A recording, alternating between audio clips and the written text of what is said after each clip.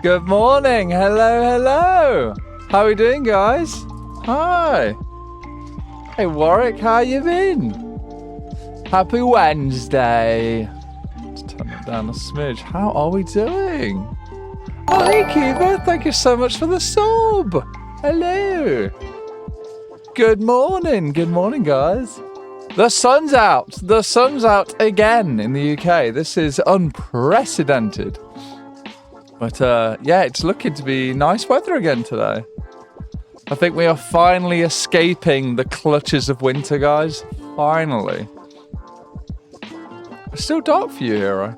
Yeah, so they've moved the clocks forward. You know, they did that, I think, back in March, April maybe. Whenever they did the clocks, yeah?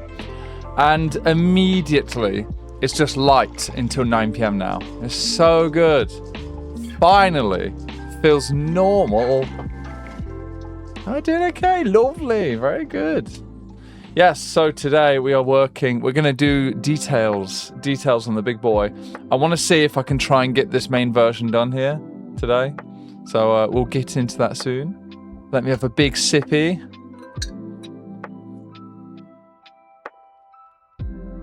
You know, if I occasionally punch myself in the eyeballs, yeah, that means I'm having a good sippy. A good scrap or a good sippy, you know?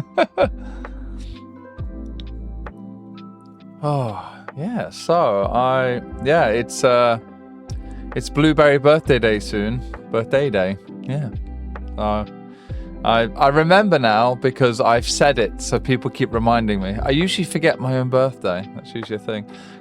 I think Cub is going to be getting a cake, a custom cake.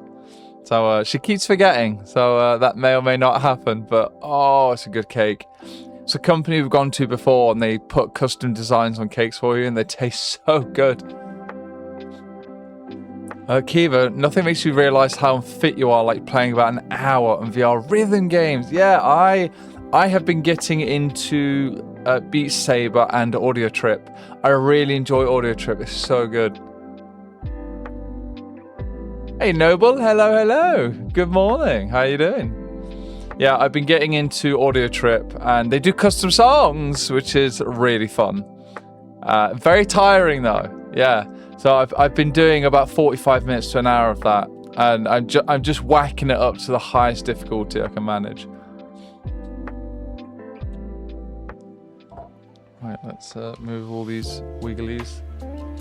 Yeah, actually, let's do what we did yesterday. Let's do, you know, like 5-10 minutes of warm-ups or something. Let's turn on clip and make myself small. There we go. Ragnarok is fun if you like more rock power metal songs. Okay, interesting. I'm gonna draw more poses. Yeah, I figure even though I'm mostly doing painting today, wouldn't it be fun to still, you know, do a nice warm up, right?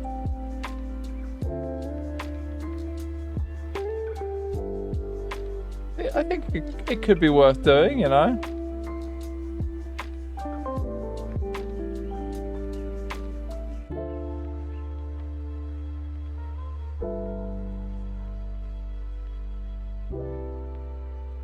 They've been quite big, actually.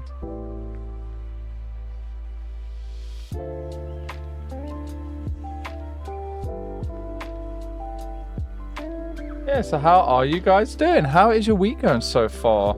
As you know, I always like to hear from you guys. It's always nice to keep up, you know? So I really struggle to find the time I always have done, to message and keep up with people on like social media and stuff.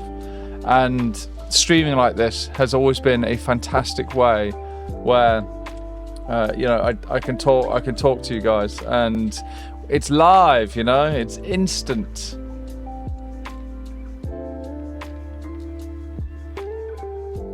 Yeah, part of it I think is the whole, when you put yourself out there, you know, if a lot of people send you messages, it can be hard to keep up with them all. But I think the live aspect like this is cool. Like, you know, I'm online, I'm right here, you can come say hi.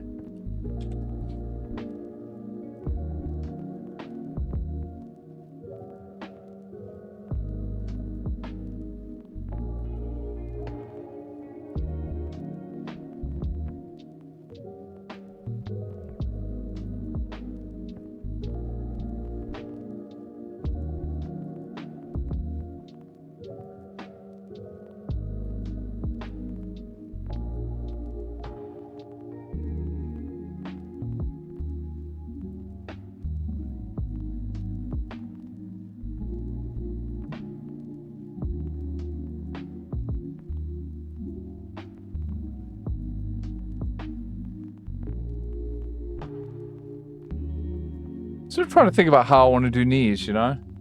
I've been umming and ahhing on like the shape. Like doing shape work for knees. How do we draw a good knee, you know? There's many ways. You know, so it's one of those things of figuring out an approach that works well for me.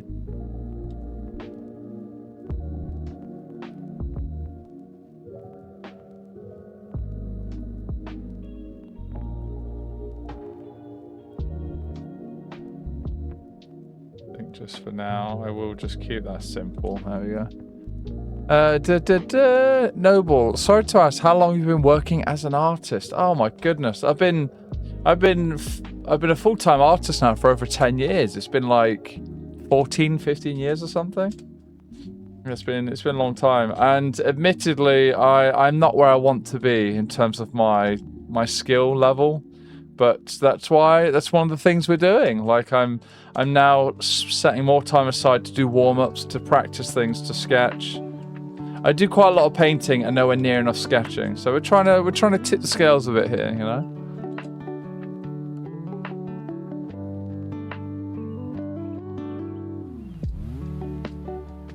I thought that leg was something else. No, come on now.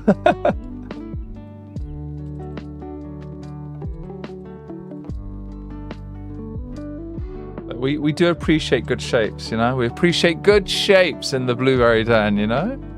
And yeah, never feel like you have to apologize for asking a question. I always appreciate the questions, Noble.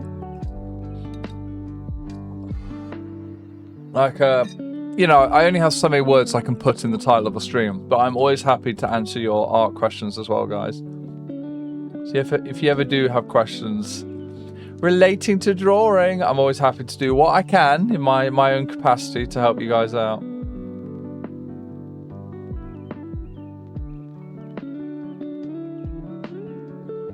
Or maybe I'm gonna have the head tilting that way, but that might be weird. Let's do this. We're gonna get a head tilt going, guys. So this is something I'm trying to get better with. Like I struggle with head tilts. So let's see if we can do a nice little job today.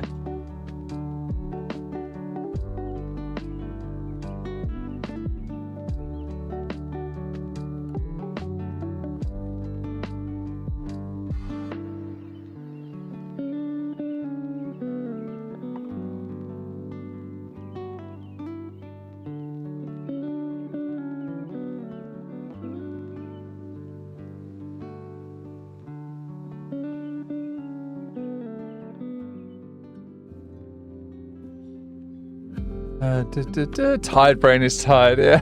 I know, I feel like I've been sticking to a really good sleep routine, but I've still been quite tired in the mornings. And I've been having to cheat and have a cheeky little Pepsi Max in the morning.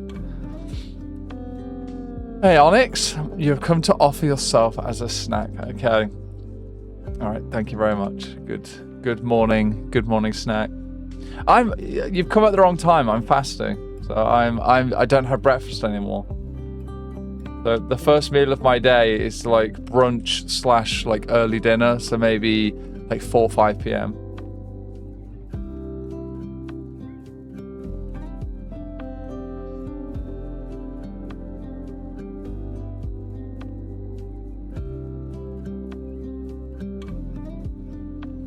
So I thought as a warm-up, why not have like another, so I'm working on the big griffin, the big sword, the big griffin and a sword.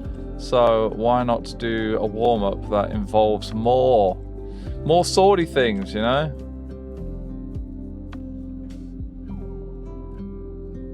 Curious if this would even work.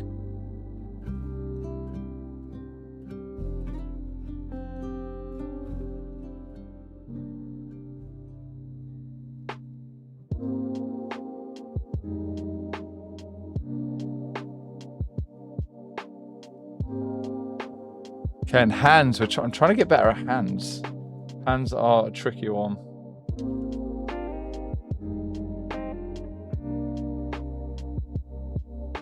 You can get away with a surprising amount of things when drawing hands if you if you just draw, like, especially when they're in perspective like this, you just focus on getting the last digits done.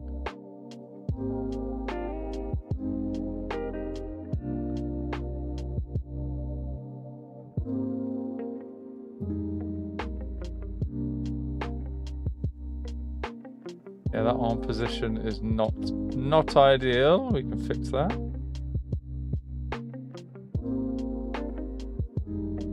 So a nice little bit of construction here, guys. Tried to figure out some shapes. Yeah, we definitely see more of this side. It's a little warm up, you know. Warwick, you still remember my artwork from the 2010s? Yeah, old stuff. Jeez.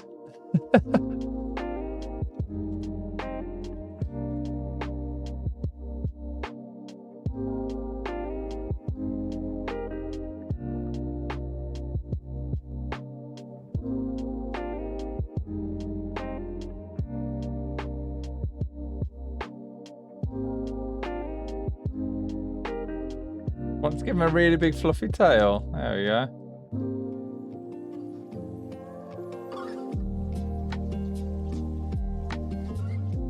Got very big hips. I realise that I've given him large hips. That's okay. Right, he's got like those stretchy shorts, you know. He's got like the you know, the, what do they call it? I was gonna say spandex, but no, there's a new, you know, a new fad material they're adding into clothes now, like a new type of fucking microplastic, you know. There you go. Exercise shorts with the sword, you know, with the big sword. Kiva, are you gonna get a Danza cake again? Kiva, I think a Danza cake is certainly on the cards. I think so. Fasting again, yes. I'm trying to fast every day. I'm trying to just stick to one meal a day. I'm trying to get ready for Confuzzled. That's what it is. It's a lot of partying. It's a lot of calories. It's a lot of excess, you know. So I'm trying to tip the scales and rebalance. Yeah, it's a tricky one. Yeah, hands are tricky. I think we were saying, like, I want to have a stream where I just draw loads of hands, you know? Many hands. And just experiment with the structure. You know what? Speaking of experimenting with structure, I don't like how... Right, let me see if we can do a better job with the head here. Yeah, in terms of, like, building up the shapes.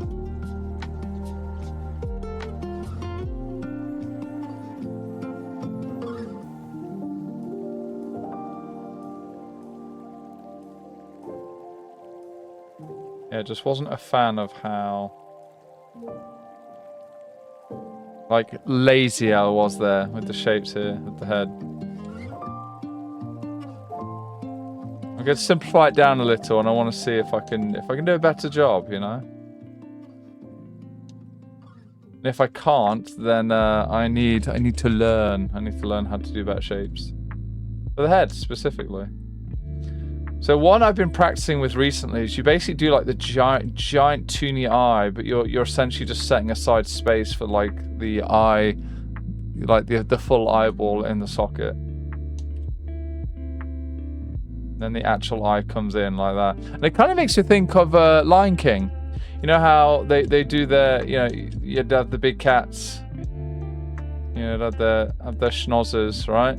And they would give them like these huge spaces for their eyes in Lion King, right? And you'd have their eyes, and then the space around it would be like colored. It would be like their markings. But it worked really well to help aid their expressions. It's such a Lion King thing, you know? And you give them the big old cat bun lips, you know? Like, don't lick swords, guys. Don't lick swords. Don't do what this cat's doing. It's not good. It's not good for you. Let's not do that. There we go. Go away. There we go. Griffin dual-wielding swords. Absolutely. Yes. Oh, yeah. 1 meal a day. This is tricky stuff. This is not easy stuff, guys, doing the single meal a day, because I love food. Could you tell by being a giant ferocious dragon that I love my food?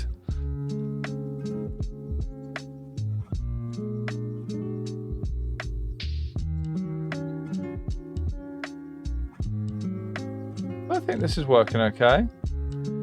This is less of a shape disaster than I thought it was going to be.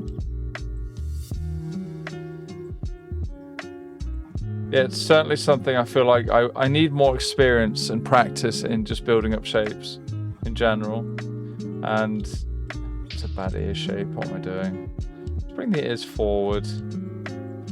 There's some big ass ears, eh?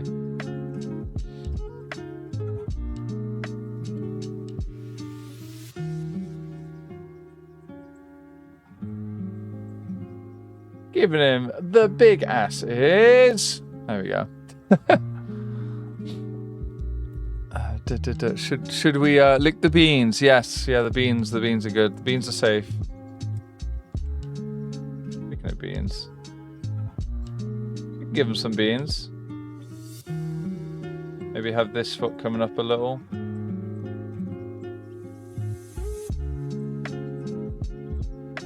I end up drawing beans like boulders. It's very, yeah, it's quite lazy of me. I do need to think about that more, about how I actually draw them. But to be fair, it is good. It's always good to simplify what you're working on, because I could always detail them more later on, you know?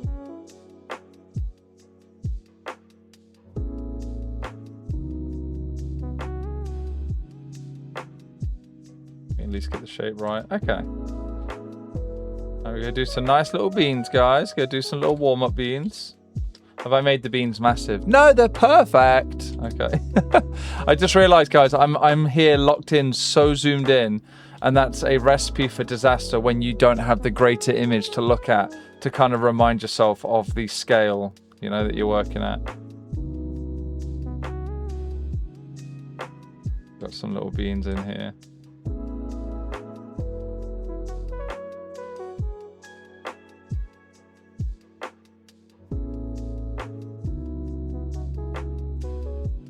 Let's give the claws some colours. Just a little tone on the claws there. Oh, and maybe on the beans. Make the beans darker than the claws. There we go.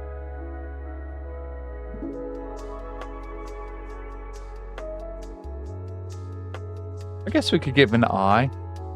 Actually give him like a pupil and stuff.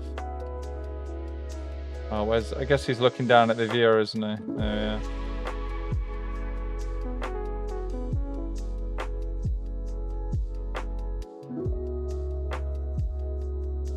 Oh, now I get to rotate the canvas and be horrified. Oh, okay, not as bad as I thought. Okay, this is good because I struggle with these kind of twisting angles and like the low angle stuff.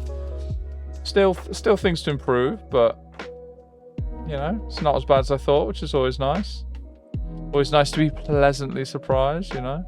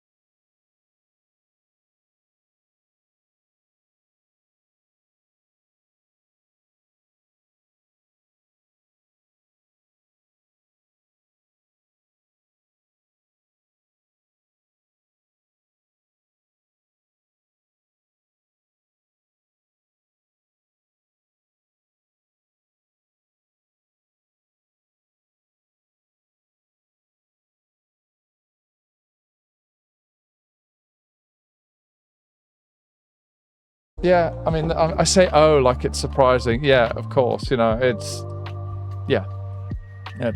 one of the difficult things of managing it, you know. It is hard to deal with. Okay, we're doing bird details today. So I'm working on doing like ambient light. Remora, you see the hotel you stay at for the Furrycon is in a hotel. Complimentary breakfast. A lot of stuff you usually wouldn't. Yeah, fill up on breakfast, yeah. Oh, and Otha, you're saying you're physically healthy weight. You have one of those slender frames with the big tum. You're not a fan. Okay, yeah, it's just one of those things, isn't it? You know, we set our own personal goals and, you know, you try to work towards the shapes that you like, you know?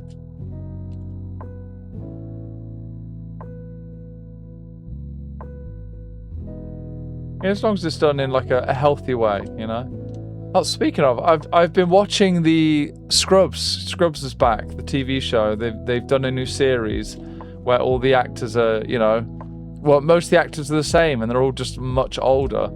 And yeah, they had Matt Rife, the comedian, on, but he was a patient, and yeah, he had like he's all like muscly and shit, but he, you know, his patient, you know, his persona in the series, you know, he has like a eating disorder because he's obsessed with being like super athletic looking and strong and this and that. And yeah, it's always important to keep like your mental health in mind when doing big shifts, big goals when it comes to food and your image, you know. So I used to be, when I was younger, I used to be very obsessed with how I physically looked with exercise and doing weight training and stuff like that. But I've certainly calmed down a lot as I've gotten older. But I've also gotten older, so you know, I'm not a spring chicken anymore. Still could be, I guess. You see those like old dudes, you know, on the gym, you know, the beach, Muscle Beach in California, and they'll be like 70 years old and they'll be stacked. So it just depends on what your goals are, really, you know.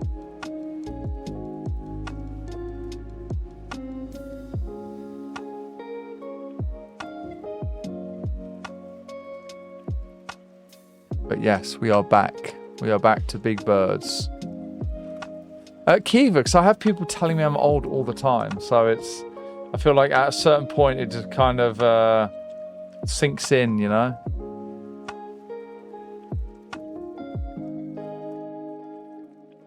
No, I think honestly, so I got long COVID like a year ago, and I've been dealing with all the health problems that came with it, and I think it's something to do, like at its very core, it's I got that type where it like fucks with the circulation, it fucks with like your arteries and stuff, and yeah, that's been difficult to deal with, and that has made me feel old, because I went from mostly being fine to just suddenly having like 10 major things wrong with me.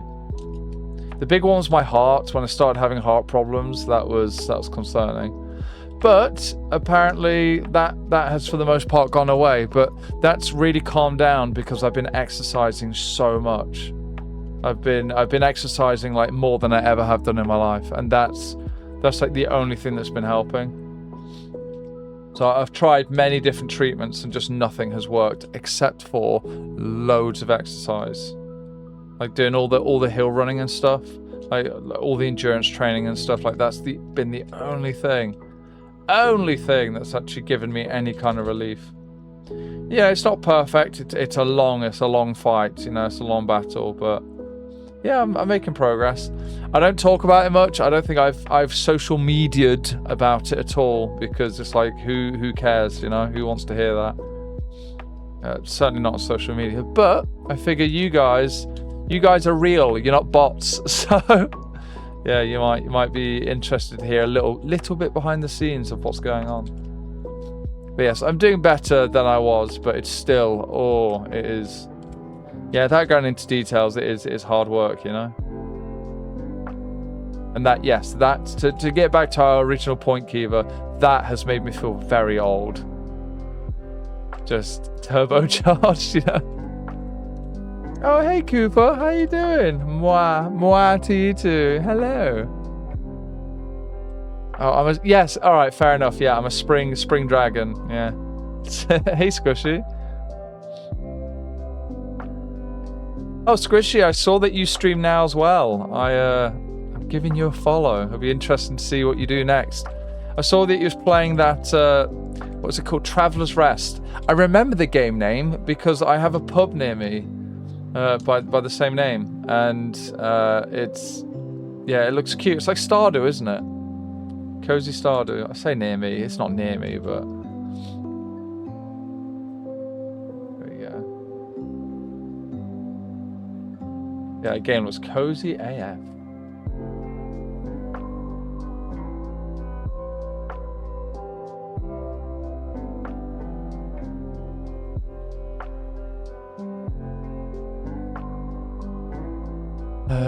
Remora, I'm turning 38 this year. I am old. Okay, so I realize, guys, I am at my midlife. I'm at my midlife crisis point.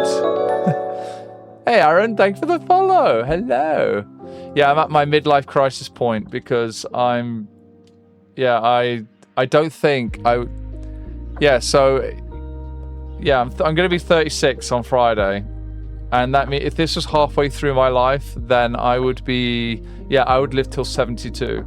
If I can make it to 72 when I'm 6'5", and all, like I say, all the shit I've been dealing with, I would be fine with that. So there we go.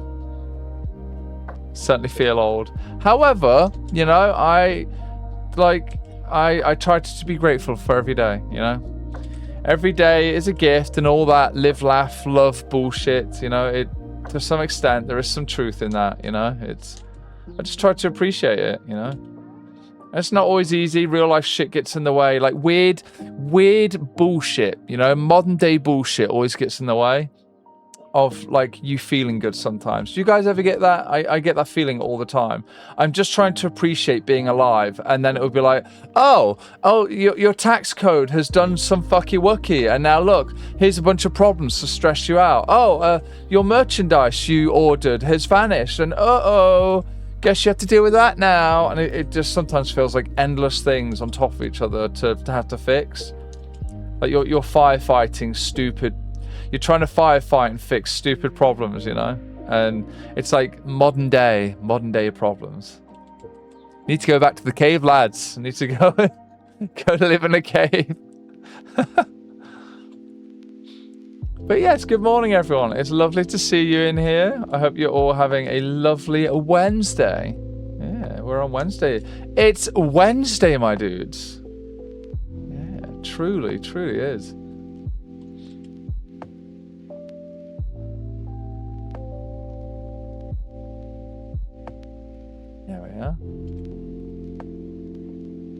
Trying to get some nice little reflections in.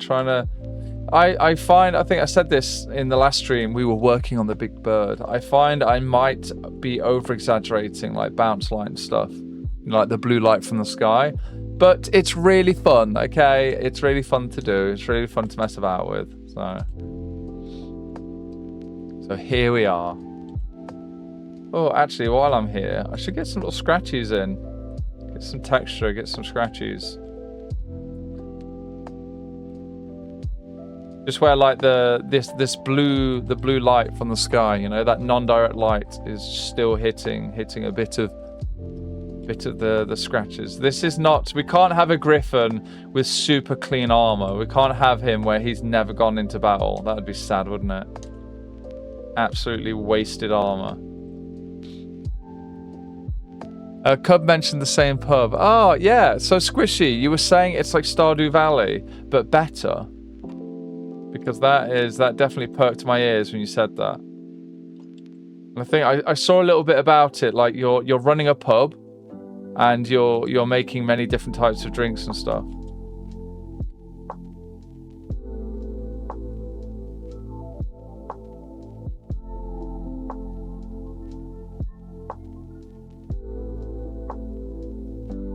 Holy shit, you're on a 15 stream streak, Squishy. Well done. Very good.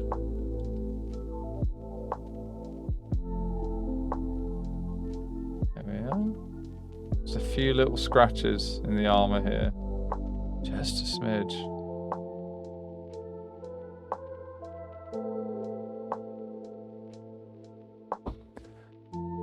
Remora, you know that feeling? Lifelong syndrome. It gave you a stroke. Oh my gosh, I'm so sorry to hear that. But, you know, the weird silver lining is it's good to know what's going on. You know, it's good to have a bit of peace of mind that you know what's happening, and you know you can focus on trying to learn about it and deal with it, and hopefully look for ways to mitigate and help it out. You know, help deal with it. Yeah. That's the weird thing with what I've been going through. There are some elements that kind of have pathways to treatment, and then there's so much where it's just a complete mystery. And I really don't like that. I really don't like just not knowing, not having any idea on how to sort myself out, you know?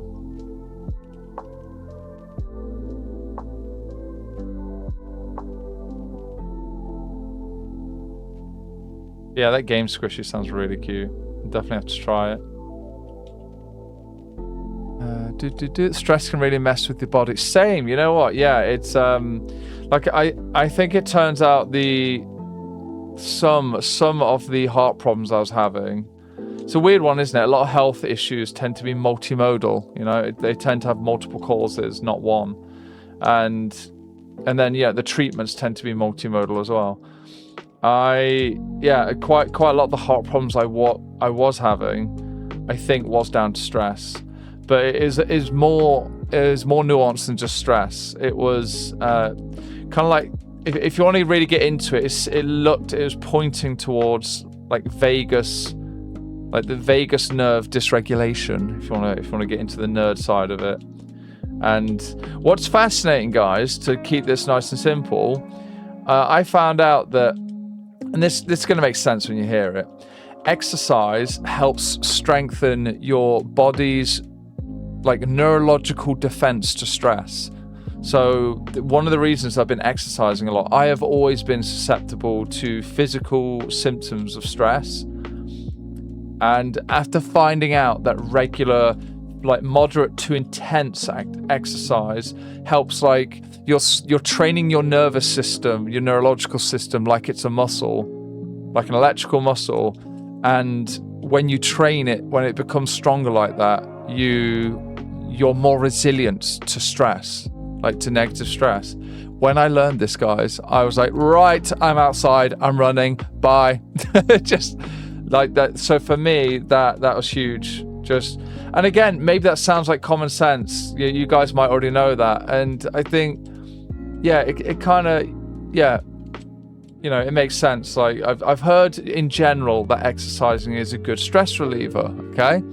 But I always thought that just meant short-term stress. I thought it meant if you're stressed today, go for a run and you'll feel better.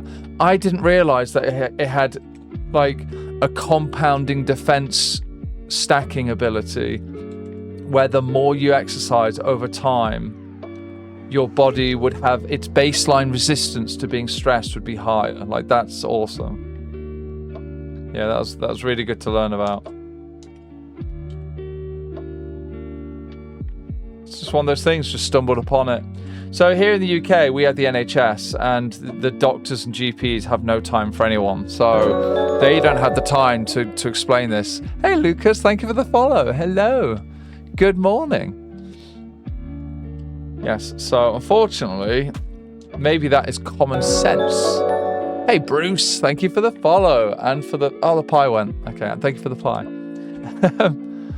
Yeah, so to a doctor or GP, that might be common sense to them, that they know, yes, that exercise builds your baseline resistance to stress. Oh, big pie. Thank you for the big pie. Oh. However, in the UK, we have the NHS, and they don't seem to have time for anyone. Unless you're having a heart attack, they don't have time for you. So there may be a lot of really clever information and knowledge they know about that just doesn't get expressed to patients, which is a real shame, because yeah, I might have to go private to try and get some, just to get the time of day from a professional to help to help push for some answers, you know. But that's, you know, that's my bizarre health stuff summed up quite succinctly, I think. Without going on for like 2 hours about it, you know.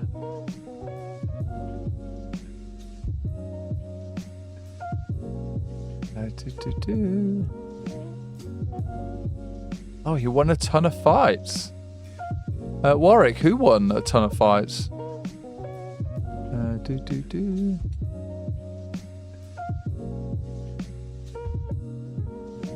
Remora, Silver Linings, it freaked your sister out enough that she got checked out. She found out she had a brain tumor. No idea. Wow.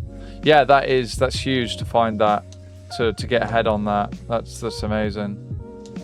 You know, because it's a weird one, isn't it, when you talk about things like that, to say, oh, that's amazing, but it was there either way, you know. So it's good that it's found rather than not. So yeah, that is definitely a good upside to things, you know.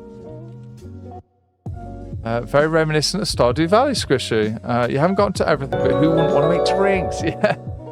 Hey, Drago, thank you for the follow. Hello.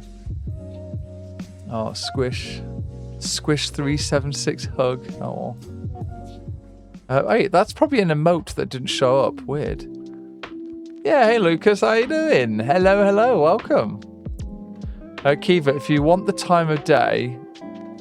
Yeah, for fuck's sake, Kiva, why did I read that? I'm so disappointed I just punched myself in the mouth.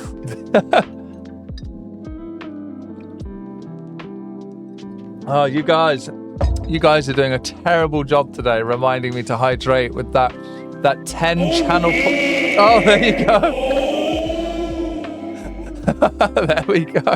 Right as I started saying it. All right, thank you. I will have another sippy because I should. Yes, that. So I was looking, guys, for a water sound effect. Just a nice little trickly fucking glenchy water, okay? A little slurpy water, yeah? However, guys, that's too peaceful and too fucking quiet. I'm not going to hear it. So that is why you have me. So that was one of my sound effects of me going, oh yeah, and then reverb to shit. So I do a lot of my own sound effects here, and yeah, it always makes me smile when I hear my stupid bullshit played back at me. But, oh, hey Devin, how you doing? Good morning. Lucas, how are you? I'm doing good, thank you. I'm in really good spirits. I've made fantastic progress on the Big Bird. I'm hoping to get him mostly finished today, and then I'll do other delicious versions for you guys. And if you for those of you who support me on Patreon, you will get access to maybe 40 to 80 versions. So I like to do a lot of versions of my work.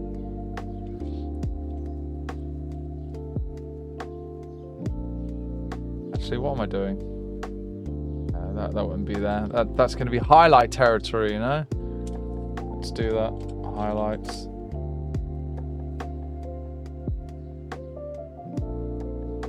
I'm going to stay locked in and focused on doing this nice ambient glow. Again, like I said earlier, I think I probably push the ambient tones of it too much, but I really like it, guys. It's really fun. It's really fun to play around with. What is this? What is this now? What have I just uncovered? What is this bullshit erased part? Jesus Christ. Why am I like this? Why does this keep happening to me? Can I do that and then merge them down? No, that breaks. Okay, so guys, what this means is at some point I have accidentally erased the layer underneath the layer mask, like the base layer, and fixing it is always a pain in the penis. I'm curious. I'm very curious if I can fix it by just pulling it in like this. Just because Clip doesn't seem to support you being able to... Hang on. Clip doesn't seem to support you being able to move. No, it doesn't. Yeah, so you can't copy and paste into the same layer when it's layer masked. So now the other thing I could do is just brush the color, like the raw color on. So if I set this to normal, not glow, is that the color? Okay, back to glow. No, it's not. So yeah, we have problems like this where it just doesn't want to cooperate. How blue is that? That is very blue. It's very blue. It's a bit more, okay.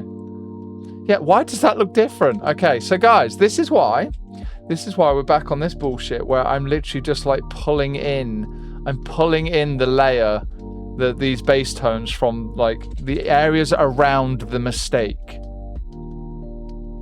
Okay, and that will do. Absolutely ridiculous, guys, but that is, yeah, I don't know why that's happening. I thought Clip supported the ability to copy and paste in a layer when the layer is layer masked without having to make a new layer on top and break everything. So that is very strange. I need to look into that.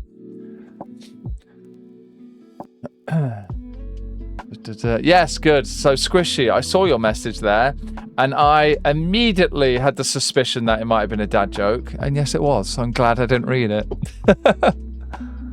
Oh, there's two of you now. There's Kiva and Squishy both coming out with the dad jokes. No, it's all good. Please do continue.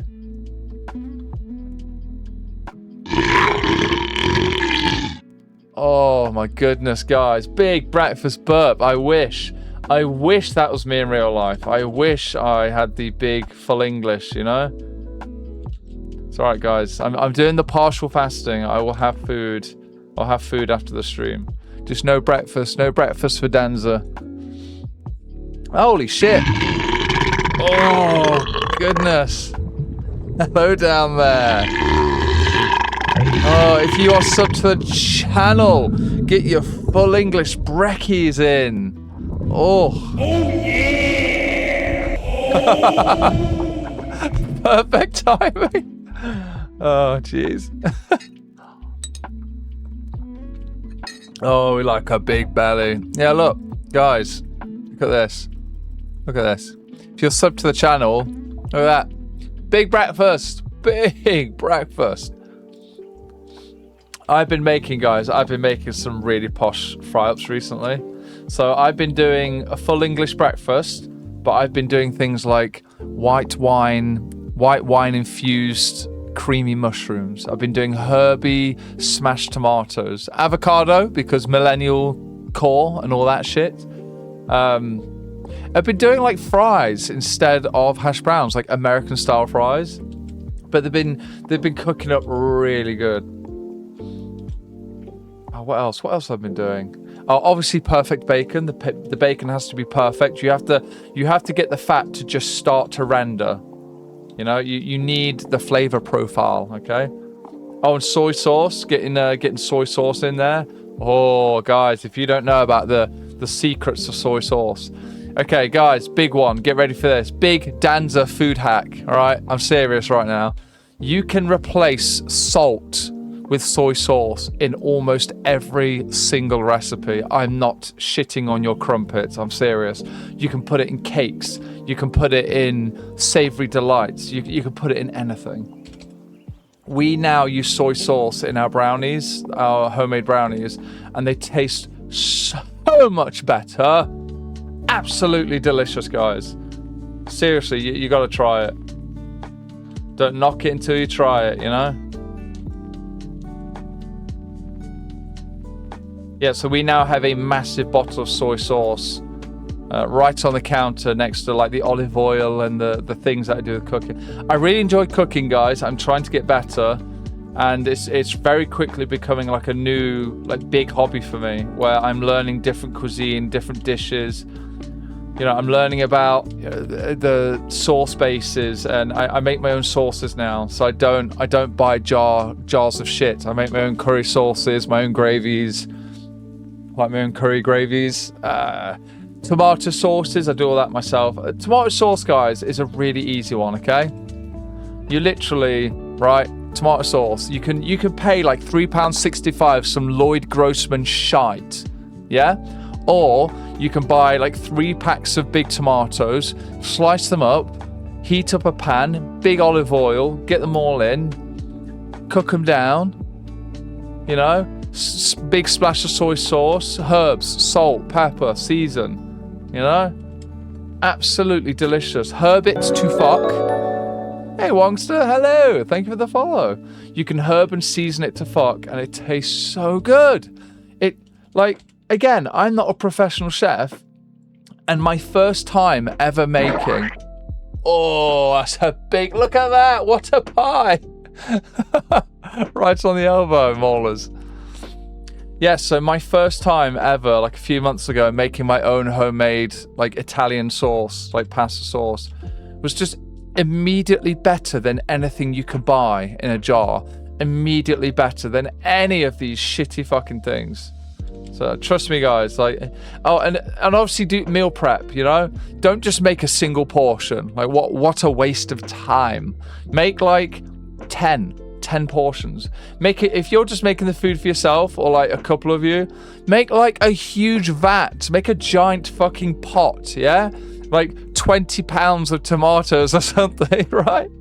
Because then you can freeze half of it, and now you've got like food for a month. Oh, it's cooking, guys. You got it. We need to bring it back, guys. We need to bring back cooking. It's OP, you know.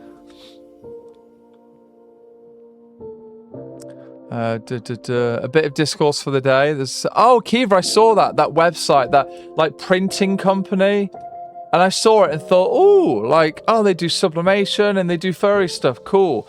And then it's all fucking AI slop. Like, what? Why?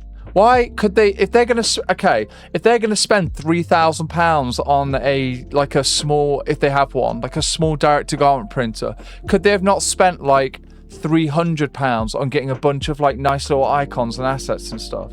Absolutely lazy scumbags, like, gross. And the thing is, I realized, oh no, these are like UK furries probably. So these are going to be, I didn't recognize the suits, but I'm probably going to see them at a con and not even know.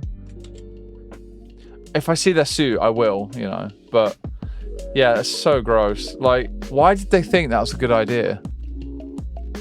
Have been in the community for ages, and they live with an artist. Fucking outrageous. What? Yeah, okay, so I don't want to say names because I'm not even going to say names, but does anyone know who it is? Surely people know who they are. Because someone I think on Blue Sky was mentioning like one of their stickers, and I recognized the character in that, and I don't know if it's their character or not, you know? But yeah, it's fucking gross. It really grosses me out when people are like, I don't know, yeah, when people just try to support it, or they're like, oh, it's okay, you know, don't worry about it. It's like, no, it's all slop, like, fuck off. Like, okay, yeah, it's fair enough, Kiva. Our entire community is about, like, being creative, like, us being creative, not fucking being a slop jockey, you know? Christ. So again, guys, it's why I appreciate you. I appreciate you coming through to the Twitch. You know, it's been really nice getting to be real with you guys. So it's not even just like the art side of it. It's like everywhere now is infested with slop, and it's really nice to come here on Twitch and speak to real people, to hang out with you guys, and just draw some nice fucking artwork. You know, it's the key theme. You know, it's actual real people, real art. You know. No one supported them. Everyone instantly yelled at them. Yes, definitely, that was good. Yeah, yeah, I saw that. Everyone was just immediately like, what the fuck are you doing? Yeah. That's outrageous. They live with an artist and they went the slop route. That is shocking. Wow.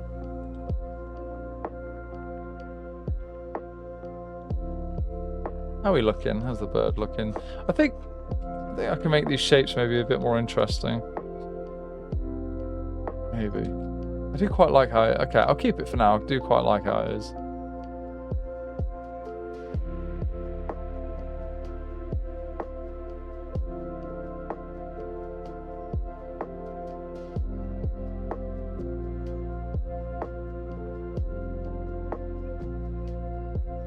Yeah, his fur won't reflect too much, you know. It's not, I don't think it's going to be influenced too much, especially the darker tones here.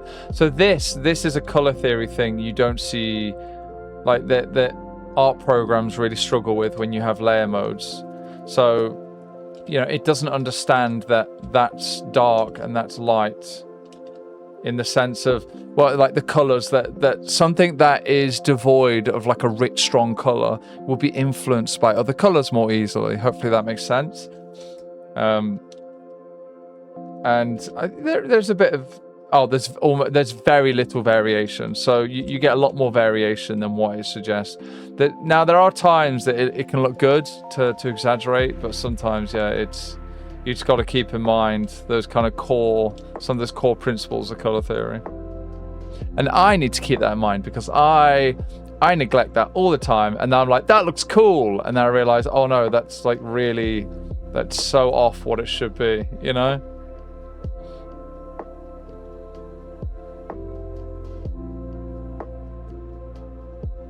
Yeah, I was talking about this in the last stream, that sometimes I feel like if I don't exaggerate quite strongly, like people won't notice the details, but I'm pretty certain people do. And I just need to not worry about it and just keep things chill, you know? And I kind of trust the process and trust that people will see what I've been doing, essentially.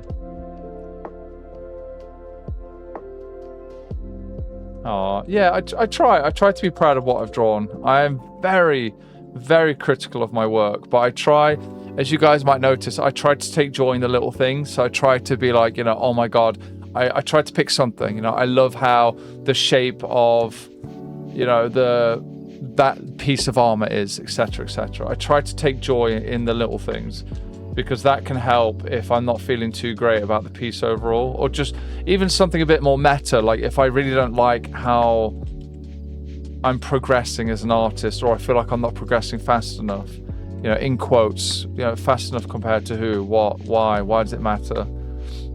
The questions to ask. It can be nice just to take joy in the little things, the little wins, the little successes. And that applies to, oh my God, that applies to everything, guys. If you're working on a project, a creative endeavor, and you are struggling to, you know, you're feeling a bit down about it, try to find something, even if it's tiny. Like with this painting, it would be something like, I really like the shape of, like, right here, like these abs here, like the shape and the colors and the soft muddy tones, like this little block here. And even if I wasn't happy with the rest of the entire thing, just those little wins like that, reminding yourself of the small wins, is a lovely way to just kind of lift your mood, you know?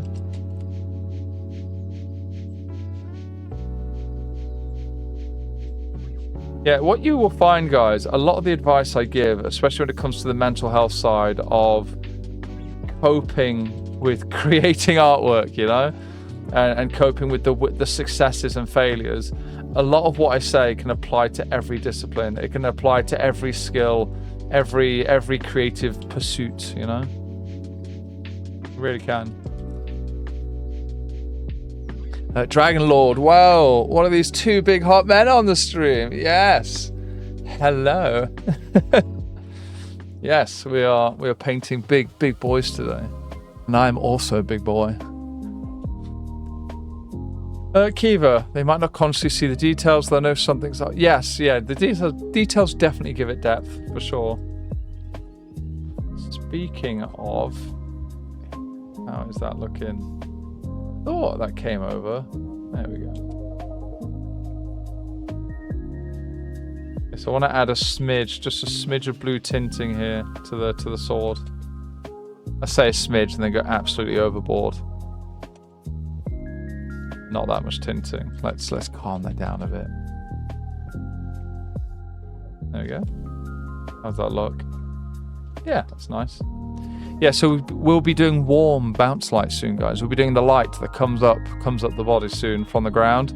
So I'm gonna imagine he's on like a forest trail here, forest path. So we're gonna have warm tones bouncing up from the ground. We're gonna have bits of like greenery from around him, and then dirt from below him, like the forest floor.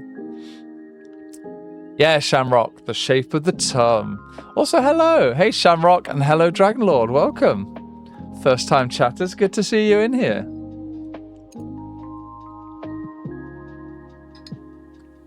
Sly coming in with the 3-stream streak. Very nice. Hello. Man, I just want to bury my face into that neck and peck floof. Yeah, so that's a work in progress. It's going to get even floofier because where is the sketch layer? Here we go. Right, a lot of this I'm just going to blur down, so it's going to look even softer. If I lower... So what I'm going to be doing is using a lot of these internal sketch shapes. I'll be blurring them down, a lot of these sketch lines, and essentially using the sketch, the internal shapes of the sketch. Hello! Hey Abby, thank you for the follow. I'll be using a lot of these internal sketch lines as ambient occlusion. So essentially where the forms touch up really close to each other, and you get the areas of like very, very high darkness. You can use your own sketching to do that. Why does that not want to vanish? Did I put that on the wrong layer? I probably did, right? What layer is that? Why is that not on a layer? What? This, guys, this is why I do an overpaint layer. This is why at some point I will merge it all together. I'll merge everything together and I will start painting on top of everything, just pure raw color, you know?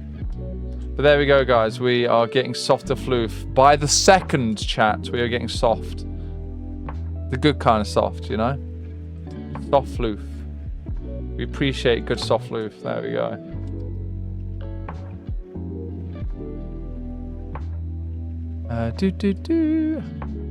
Clearly not a secret.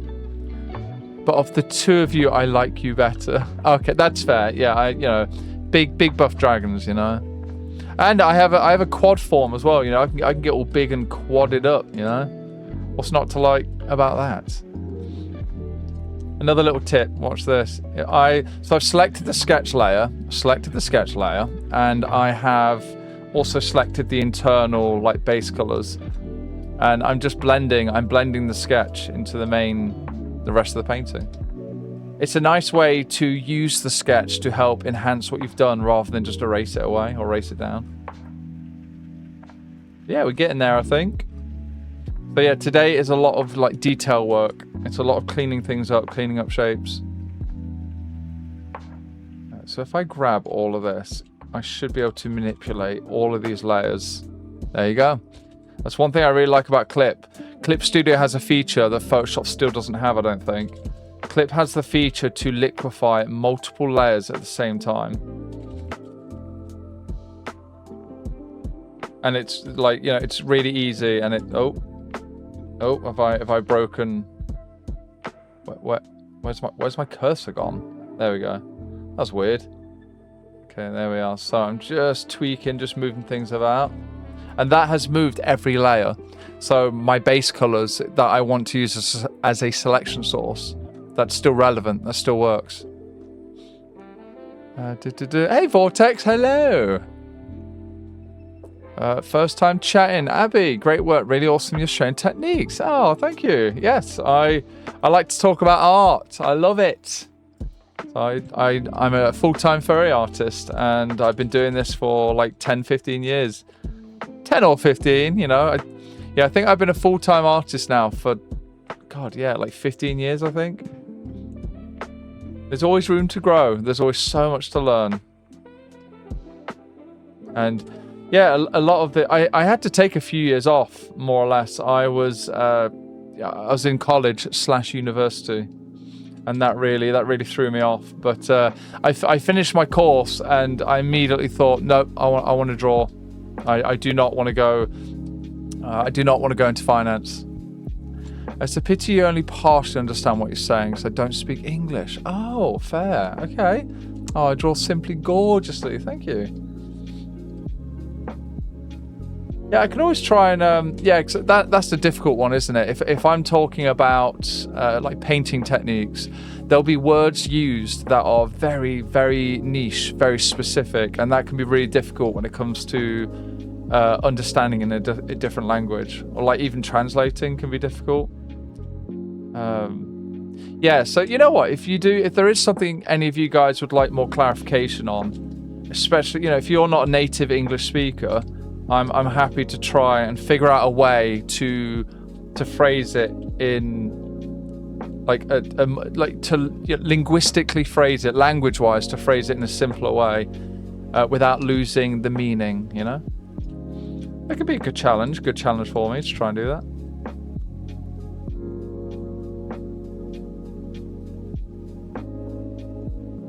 Next, we have people from all over the world tuning in, so it's nice. It is nice to try and accommodate, to make accommodations where I can to try and help people out.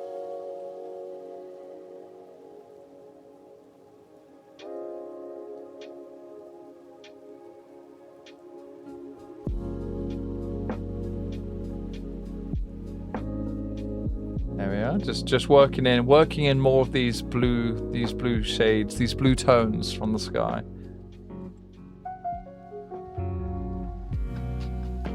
I'm basically trying to use these different colors. I'm just trying to use them as any excuse to make pretty shapes. Pretty shapes, chat. That's what we like.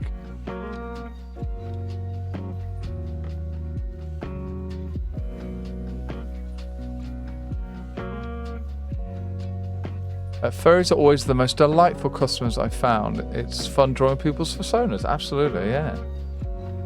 No, I don't know any Russian Dragon Lord. Quite a few Russians in the stream though, but yes, I think I know like 2 or 3 phrases in Russian, and that was from when I used to play Battlefield 2142, and I think one of the teams you could play on, like, they had a lot of voice lines in Russian.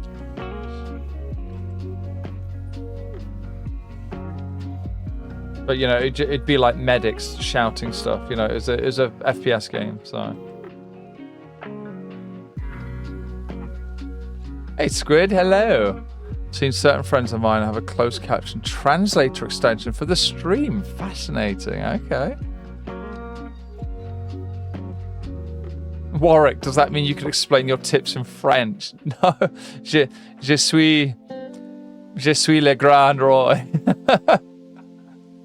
Or no, I was going to say the funny phrase I know is German. Meine Schwanz, Get talking about that. Hey Zeox, hello. Thank you for the follow. Hello, good to see you in here. Hello.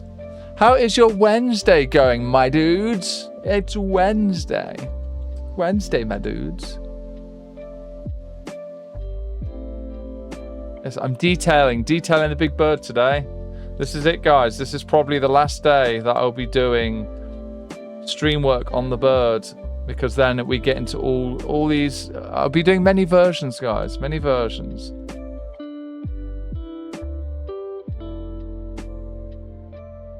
But yeah, just doing some nice little light. We're doing some blue tones from the sky. And I'm fasting, so I am. Those of you who missed the conversation, I am fasting currently, and I am suffering. Oh, Warwick, you love my accent. Thank you so much.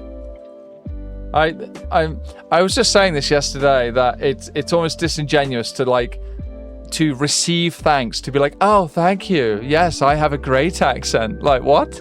However, there's one little thing that I've been doing. I've been trying to work on my enunciation, like how I literally speak words, to try to pronounce more of my words with a bit more clarity, so it's easier for you guys to hear me.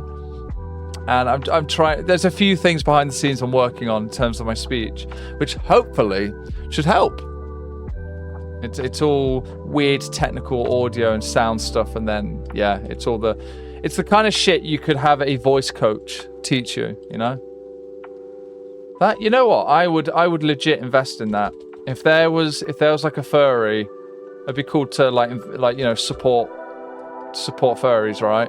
If there was a furry who's like a voice coach, to be able to pay them to make the way that I speak and get across ideas on stream even better, that'd be fantastic.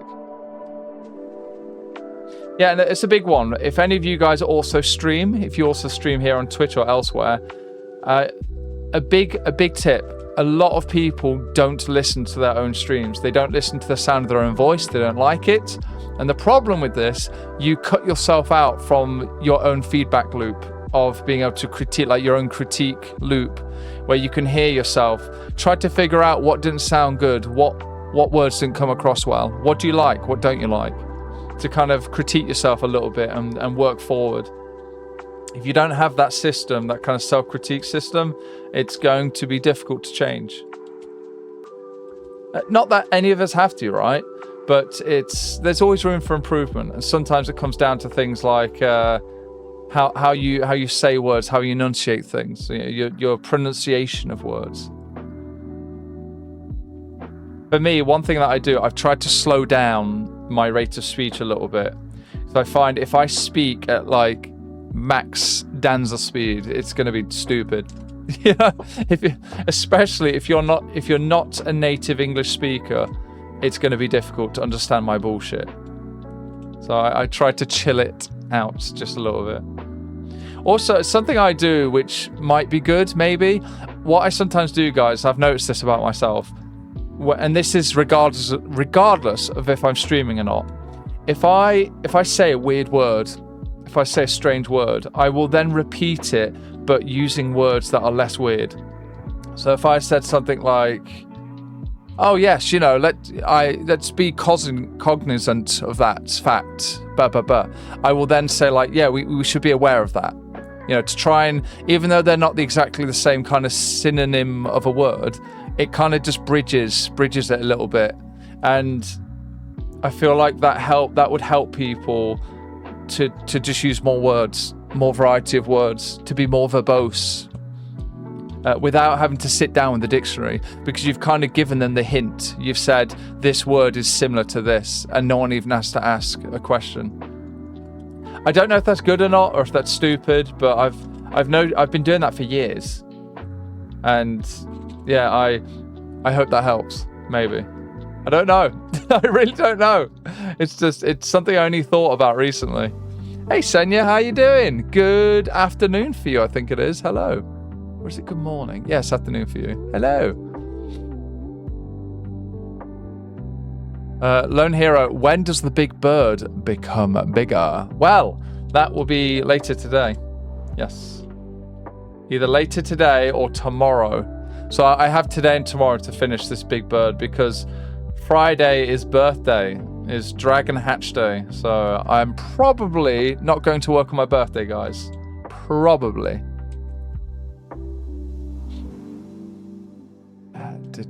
We will miss you, Big Bird. Yeah. At least you don't have the typical insert city name accent. I mean, yeah, like, fair enough. Yeah, it's both my parents come from the south of the UK, so they have like quite a posh London-ish accent. And so yeah, it's growing up. I had quite a posh accent. I'd say Bath. A big one that other kids didn't like was I would say Bath instead of Bath. B-A-F. Oh, you're going to take a shower? No, I'm going to take a bath. I'm going to have a big bath. So the other kids didn't like that. I said Bath. And I often now, I do say bath, but I say it with the TH, not an F. So, weird little oddities like that. There's a bit of a mix. A bit of hybridization, if you will.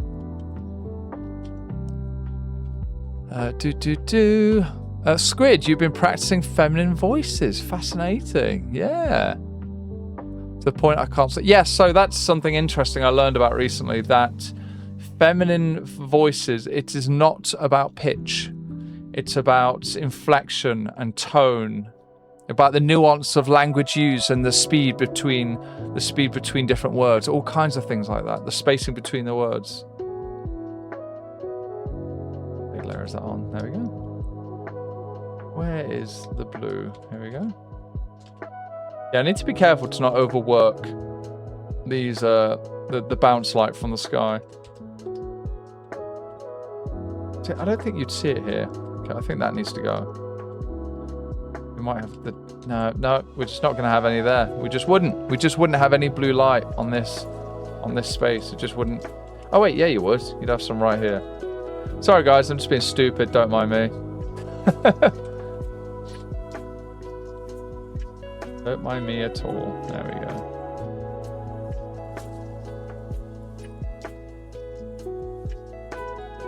Oh, I definitely need to fix that shape. I don't like how...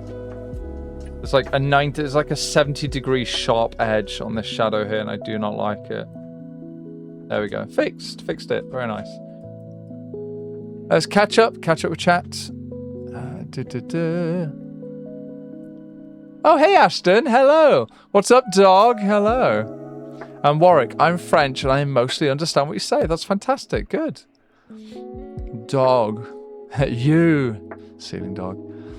Sly, I get your advice on the smaller victories and how it can be applied to multiple expressional forms of creating. Absolutely. You're not super savvy when it comes to drawing, but you do videography, and you get what you're putting across. Absolutely, yeah. Those small wins, those small victories, gotta treasure them, you know. Ashton, nah, man, we all do our own quirky thing. We all do our own quirky thing. Hell yeah. Have a good hatching. Thank you, Zayox. Yeah, I always find it cute calling it that. I'm a scaly, so I have a hatch day. So I came out of an egg. Oh my god, and the theme for my birthday bash is egg. It's actually, we're going to do an egg-themed birthday party. So I'm looking forward to seeing what the local friend group has in store for me. Fucking egg theme, Jesus. But there, it plays right into Hatch Day. I'm a dragon, I have a Hatch Day.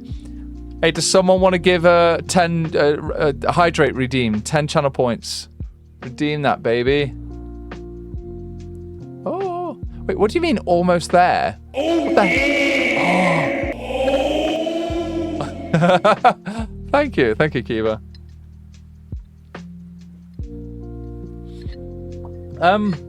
Guys, I don't know if you saw that, but my Twitch chat just had a huge purple banner that went across going, oh, almost there. Almost got the follower goal. Oh, and it's like 400 followers away. How the hell is that close? It's like, compared to the last milestone, it's like, I think we're like 20% of the way there or something. What? What? Oh, goodness. Kiva, at least you don't say Keckle or Bockle. Oh, God.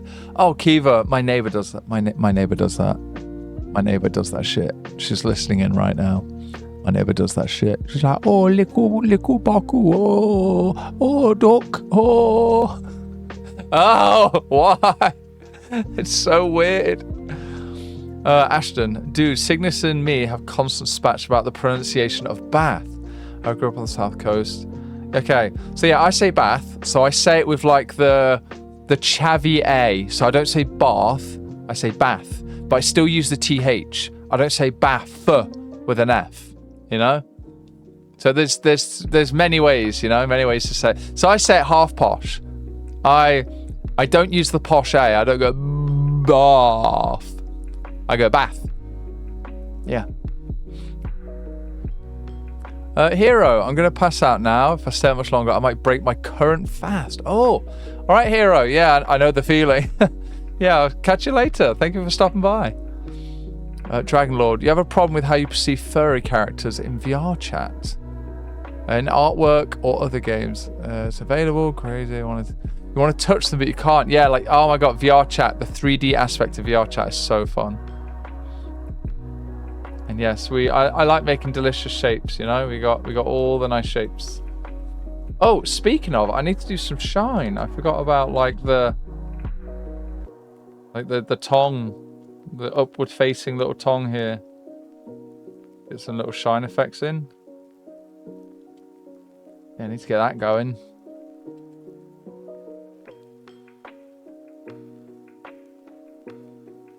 Yeah, absolutely. Oh, hey, Dot. How you doing? Happy Wednesday, me dudes. How are we doing today? just getting a little bit of shine. Yeah, I forgot to do that.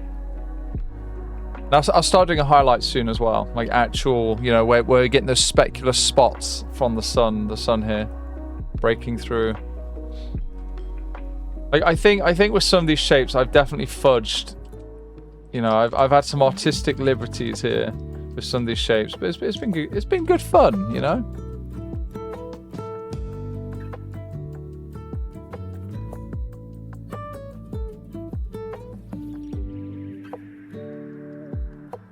What I think I might do here, speaking of fudging shapes, I think I just need to calm that down a little.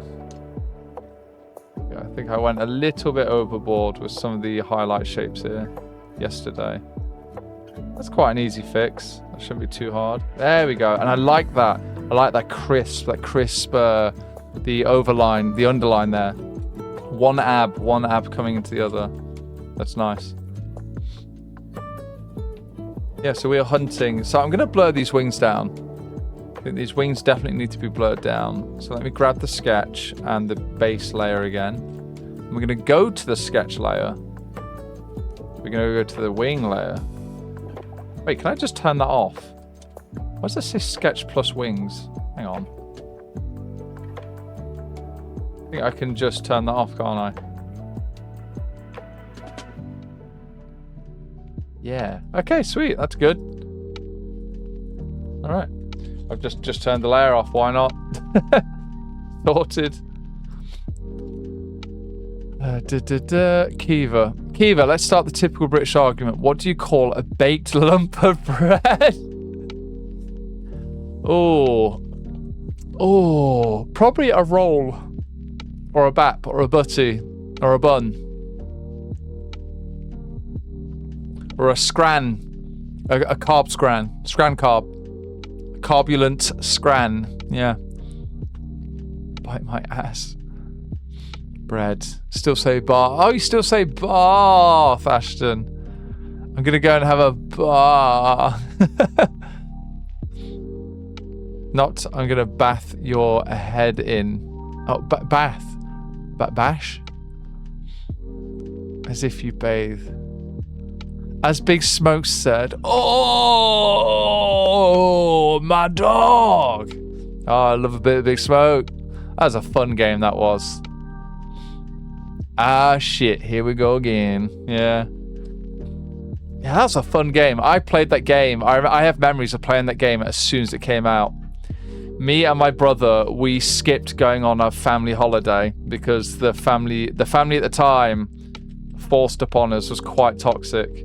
So we, instead of going on this holiday, we just stayed at home, and GTA San Andreas released, and we played that for a week. It was so much fun. That was a good game. Bash with a lisp. Bath. Oh, yeah. Okay, I see it. I see what you're saying. Let's see what we're putting down. Here we are. But yeah, that was a fun game. Oh, let's get some shine, get some sky shine here.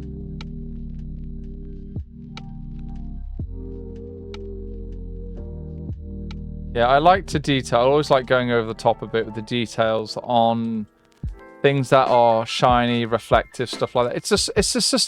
It is a surprise I do not draw more like latex materials and rubber and things like that. You know, because I do like playing around with the different material looks. You know, just the contrast of different materials, you know? Oh, did I missed that entirely. Yes. Hey, Zokar, thank you for the follow. Amazing. Dodge that pie. I didn't get pied this time. Oh, beautiful art. Thank you and welcome. Hello. Welcome to the Blueberry Experience. Ashton, do I do payment plans for commissions? I tend to these days because my commissions are not cheap. So, yes, I do typically do payment plans.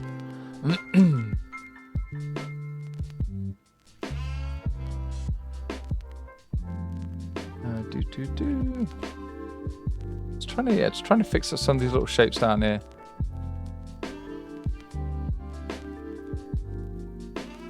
Dingo, hello Danza, hope you're doing fine. Hello. Yes, I'm doing very well, Dingo. How about yourself? Good to see you guys in here today.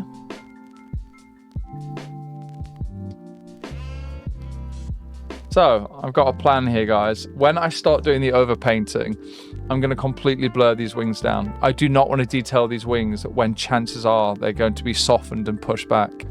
I have a bad habit of doing that, of detailing something only to blur it down. I do it a lot with backgrounds as well, and it's definitely something I still need to remind myself.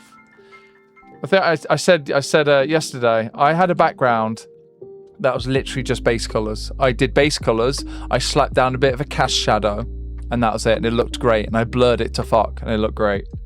It's like, I am trying to do that more, to try and push the characters forward more. So you guys who showed up yesterday, you would have seen I was doing speckled brush techniques, and then just blurring it, and layering blurred layers on top of each other. And then we have a filter, where's the background? We have a filter that I put in, that helped so much to just push my values, make things look a bit overexposed, like from the sunlight. I put in those God rays way too early, but they have stayed there. They have persisted. I'm quite happy with those. Zakar, I'm so lucky to see you recommended. Oh, that's lovely. I'm really happy that I'm you guys. I'm used to Shitter. I'm used to going on shitter.com and shitting, you know? And yeah, Twitter is terrible for like its algorithm. So it's really nice to be on a website where I can share what I'm doing and you guys can see it, you know? And every day I get to meet new people. You guys pull up and I get to say hello, and it's really fun. There we go, that was weird. Yeah, it's been, I've really enjoyed streaming. It's been really fun. I'm fine. You're starting a second shift in an hour, Dingo. What, like 2 work shifts back to back? Jesus. You're vibing with me in the background. Very nice. Right, I'm gonna have a big drink, big sippy. Oh, thank you, Warwick. Yeah, I have a lot of experience. Oh, yeah. Thanks, Warwick. So I have a lot of experience doing landscapes, and I still want so much more experience. There's so much more that I could do. So my crutch is often, you know, I use brushes. Speaking of, I do want to detail down here more. It looks very basic, but yeah, let's do a smidge more. I keep looking at it and it keeps bothering me. On top of the value fix. Okay. So I've been using, the brush, the tool does not make the artist, but it can help push you in a direction, you know, that you want to go in. Oh, Ashton. 676767767 Skibidi 420 my dudes. Are you fucking serious? Are you serious right now? You son of a bitch. I retract my thanks for those bits. Son of a bitch. Oh, yes. Right, so... Fuck! Oh, you can see my... Of course. Oh, yeah. I am not happy. Fuck's sake. Right. So yes, little brushes. I'm using a gouache. I pronounce it gouache, a gouache brush. It sounds French. It sounds elegant. So I'm using my gouache brush to throw in. I just want some more like twig shapes. I want a bit more sharpness in these bushes down here. But the trick is, I'm going to be doing this and then just blending it all and just blowing it down again. So what I'm looking for here is not clarity of brush stroke. I'm looking for more noise. I'm looking for more, to have these shapes broken up a little bit more. That's way too bright. Okay. I'm doing big blurs as well. There you go. See, I don't like... There's a little branch right here that just feels a bit too bit too prominent. Just doesn't need to be. I want to... You know what? I'm probably just going to get rid of it. I don't like... It looks very similar to the one next to it.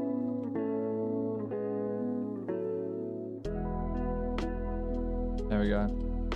Soften it down. Introduce... I want to introduce more blue, I think. It's looking a bit monotone.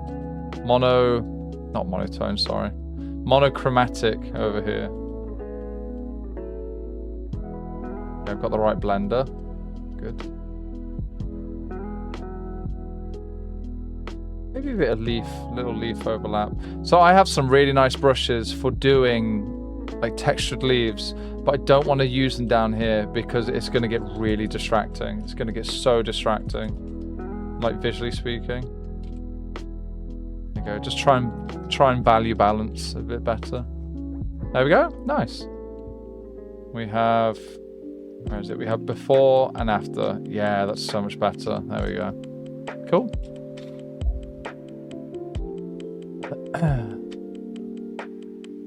Oh, hey, Chubsy. Hello.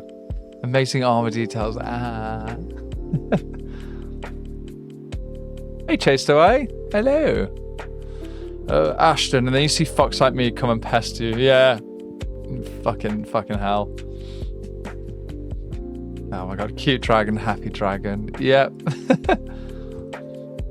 Okay, so we're making really good progress. Let us continue. I don't know why that's not green. There we go. Let us continue with some nice little blue details here. Gonna go, actually, you know what? No, I'll stick with what I've done. So I'm working in soft brushes and then using my texture blenders just to help give a little bit of texture, a bit of noise, you know.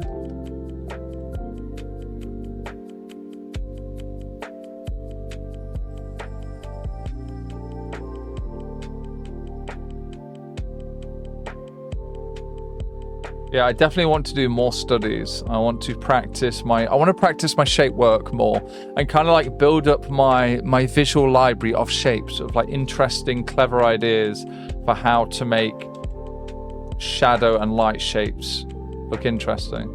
And what I mean by that, let me show you guys. I mean, I'll just make a new layer. Actually, I'll just use this one. So this works. This should work.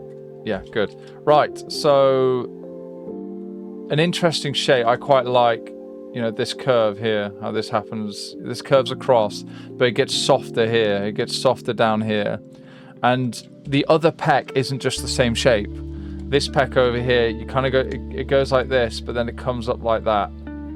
And then it gets soft here. So it's soft here and then hard, you know, hard here, like that. And just these little things are really enjoyable to have, that contrast of shape work in a painting. Why won't that let me delete it? There we go. Some others I quite like. Yeah, you have things like this. So if we now try to lock in the shape of the, I guess kind of like the midtones of the shadows. Kind of have like this. And it's just about, I mean, that's the highlight here, but not the highlight, but you know, it's on the light side. Just trying to have some interesting shape variety is really fun to work with. And it's not just about the rough shape, it's about, like I say, where the soft and hard edges fall. So I'm trying to work on that. I'm trying to get better with that. There we go. Where's the blue? Back to blue. Back to blue. That is way too bright. What was I thinking? There we go. Dude, how you can tell where light should be, it's black magic. It still feels like guesswork. I still feel like I exaggerate and push things too much sometimes, but I think you get to a point where you want to, you know, there's still a lot to learn. There's always so much to learn, but you get to a point where you appreciate the balance between realism and having something that might actually just look better. So I'm pretty certain this light source down here would be much smaller. I think if you saw it, it would be tiny and maybe just like this. But I really like how it casts across like this and it comes onto the armor here. And then you see it coming through. You see it coming through the gap here under the arm, you know? Coming through like that. Well, coming through this way. I don't know why I drew the arrow the wrong way around. There you go, coming through like that. Just things like that, you know, it might not technically be correct, but it looks nice. I say that, I could definitely pull this back. I could have less light here, and that might actually, that looks better. Okay, that's actually an improvement. Awesome, look at that, guys, see? So there's always room to improve. There we go. I actually like how that's quite a hard shadow. I'm going to keep that, I like that. And this is way too much, like, where have my midtones gone? What am I doing? The hell am I doing? Let's get my midtones back.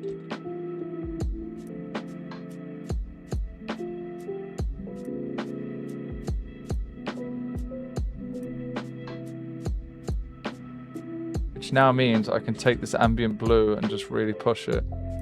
What's happening there? Oh, it's just the shadow. Okay.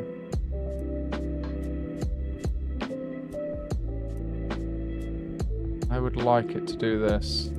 So I've got soft blend on the bottom, and then on the top of that light, I've got it like concave. It's curving inwards. I just think that's a neat shape that looks nice. Yeah. Yeah, that's way too bright. Come on now.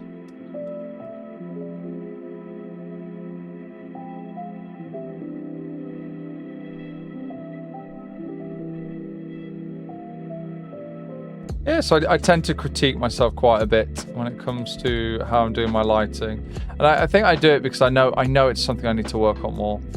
But I also need to work on my fundamentals a lot more. So I think the fundamentals are, by their very nature of the name, it's much more important for me to advance my knowledge of fundamentals, I think. Hey, little Nor, hello, welcome. How you doing? Oh, Big Pie. Thank you for the follow, Kong. Welcome. You're painting big birds. Big birds today. Yes. And I'm waxing on about the nuances of doing little details with ambient light. Oh yeah! Oh. Thanks, Squishy. Oh, Squishy, you must lurk. Okay. Yes, I'll catch you later, Squishy. Morning. Hello, Dranza. That is a familiar name. Dranza and Danza. Hello. How you doing? Painting big birds today. I'm just thinking about where I want some of these highlights. Not highlights, sorry. Some of these ambient bounce tones to come in from the sky.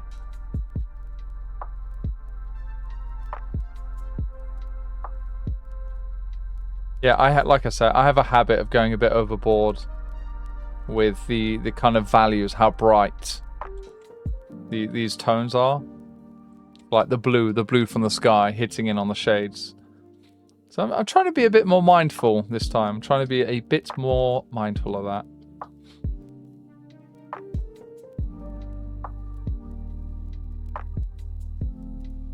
Oh, I like that.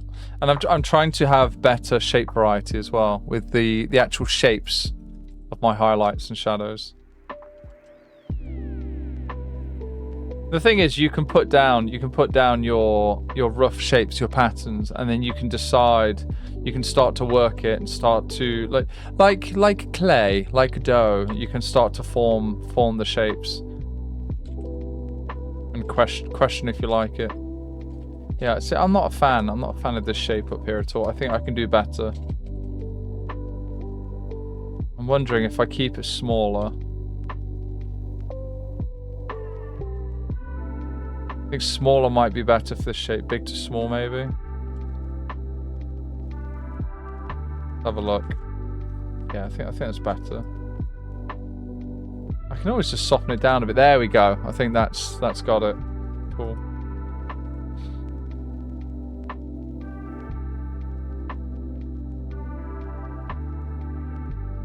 We have it here as well. We've got the.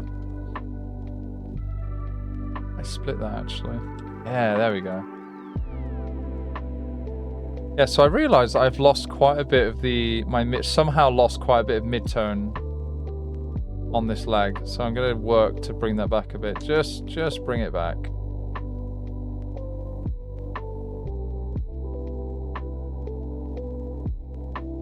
Go like this.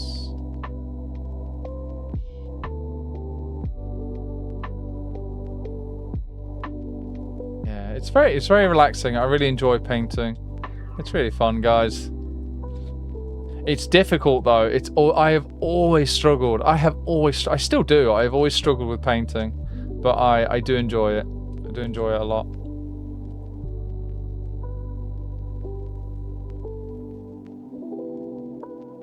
Yes, good morning. Hello, hello. Can I get him home? Yes, he's like a Skyrim warrior, you know? You could just hire him. You could hire him for his services.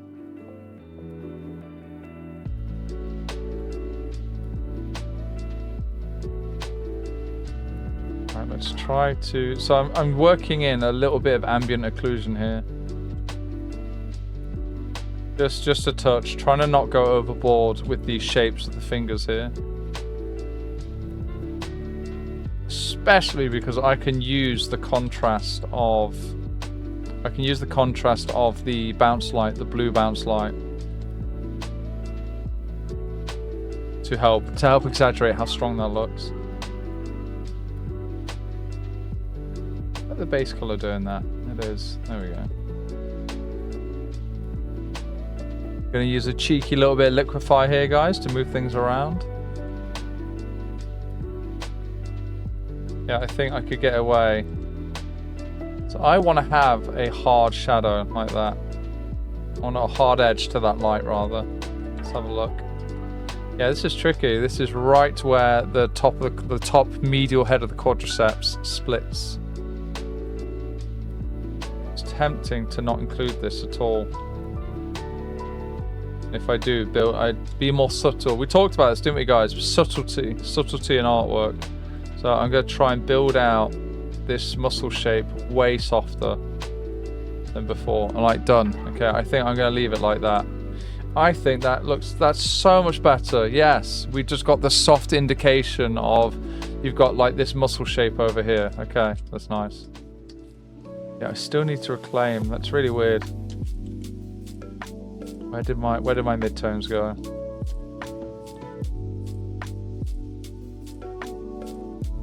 There we go.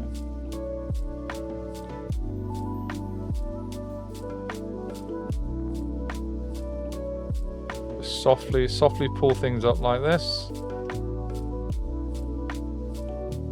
Okay, I think that gives better framing.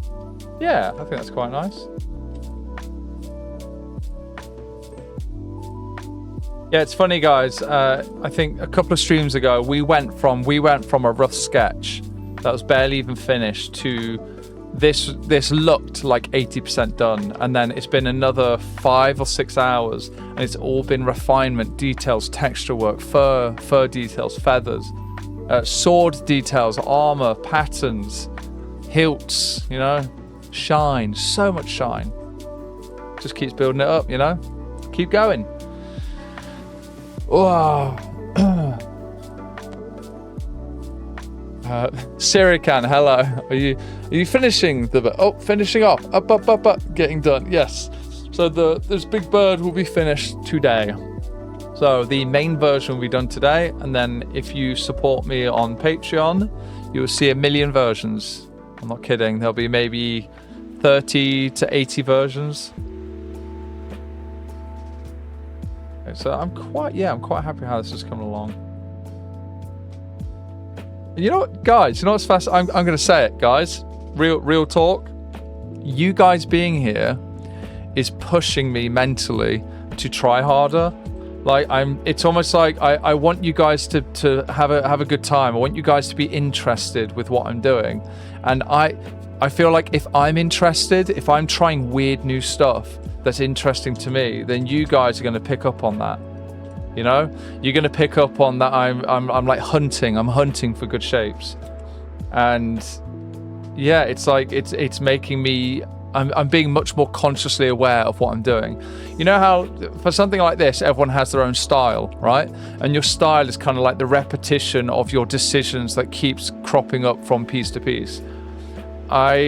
Streaming has been a really good way to kind of help break that cycle a little bit, where I'm asking why much more. Why do I use this color? Why am I using these shapes? Why is the tail like this? And why are the legs like this, etc., etc.? I keep asking why.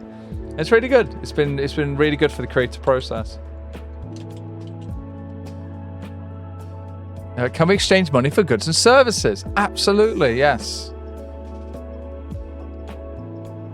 So, Carl, I'm not turning him into a bucket of KFC. Are you fucking serious? We're not doing that.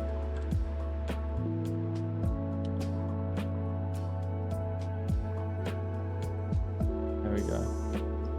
That was quite funny to see in chat. How is this? Right, so I think this should be a smidge. Just a touch. Just a touch of ambient light here. Just a little bit here as well.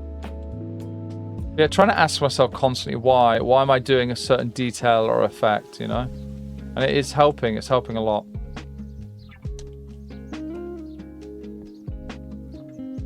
And I'm trying to be more subtle. So I'm over exaggerating the blue tones in the armor because I just think it's really good for pushing that specular, shiny material look. But I'm trying to be careful to not over detail and to not have the blue tones that come through in the legs and the arms, like these brown tones. I don't want to push them too much into blue. Just a touch, you know. Yeah, how's the armor here looking? I think I might want to change the shape a bit. I think I want a bit more softness right here. There we go. Yeah, it just felt a bit distracting before, and then maybe a bit of glow. Just a tiny little bit of glow from the sky like that. There we go. Yeah, nice. Okay. Oh. Possibly the tiniest little bit right on the love handle there. Right in that shape. See, a lot of this, guys, a lot of painting, it's just shapes. It's about hunting for good shapes and trying to ask yourself, how can I make these shapes more interesting to look at? Like I said earlier, the fact that I have the abs here, you know, trying to mix up, have some variation in those shapes. A beginner mistake I see a lot is this, guys. Someone will draw abs. Why is that not working? Someone will draw abs, and they might get the proportions looking good, but they'll go like this, and it'll just be like this. And every single ab looks exactly the same, and the shapes are all the same, and it's visually it's not interesting to look at, and you can improve it so much by adding a bit more variation. So, you know, and again, studying from reference can really help level up your visual library of how you can implement and introduce new shapes and still have it look believable. So you don't just want to make shit up and be like, oh, I'll just make this really wide then, because that makes no sense. But you can, for example, you can make the top here a bit bigger, like, as it comes up, as it comes around. And then you realize, hang on, what if I do this to the top pieces? Because you've got like the rib cage, and you've got the muscles, you've got like the serratus and the obliques, you know, you've got these muscles wrapping around. What if we do something like this? Okay, that's an improvement. Oh, but all of these horizontal lines all look the same. Okay, what if we introduce just something to counteract how everything looked bulgy? Everything was like this, just bulges. So what if we introduce some sharp edges? And then we go like this. And suddenly it's starting to look more interesting to look at. And often, guys, you will find in nature and biology, you know, all life, all grown life, everything has variation, everything has contrast. It's kind of like one of the great beauties of the world is it's just the incredible contrast that we experience every day. And sometimes we don't even realize it, you know? It's happening all the time. Yeah, and that, as you can see, that looks much more interesting than what we had before. And that was fairly minor tweaks there. Let me turn that off. There we go. Hey, number 5, Nuba 5, how you doing? Yes, such a good, yes, good shapes. This boy is good shapes. Ashton, dude, this is such a lovely space. Thank you for sharing and trying. Aw, you're very welcome. Will there be a 2-minute doodle chibi version? Yes, here it can, yeah. Oh, yeah, no shiny latex skin. Yeah, look, all I need to do, I just need to bump this up again and again. Again. There we go. Oh, there we go, guys. He's ready for the nightclub. Oh my goodness, he's so wet. Oh no, I need that one. That was my first layer. I need that. I can't delete that. Jeez. Bird. Hello, Birdhouse Brian. Welcome. Hello. Ashton, dude, that ab example is insane. Just tiny differences makes such a difference. Exactly. Yeah. I used to do art. I used to do events. I used to do events at FurCons where I used to do ones that were like business orientated, how to turn your hobby and the fandom into a full-time job. I've done a few of those, and I did a couple of art-related, creative-related events at FurCons. Maybe, guys, maybe I should bring that back if there's the interest in that. Yeah, it could be good to do. Sirican, why couldn't I have someone like Danza as an art teacher in school rather than open the art book and try to copy a picture and be quiet? I hate that shit. I hate the idea of just here, copy and paste this, be a printer, attempt to be a printer with no guidance on what is the goal here. Okay, I'm going to copy this beautiful painting. Why? What am I trying to learn here? It's literally a case of you don't know what you don't know. And it makes a huge difference if you have a teacher who says, right, I think your composition, specifically your value composition, how you place lights and darks in a scene, is the weakest thing with your work. So I want you to try to recreate this painting and focus on how the lights and darks look, the shapes of them, and where they are in the image. And just telling that to a student can help so much. And I hear this all the time where they just don't. And yeah, they're slacking, you know? Absolutely slacking. It's ridiculous.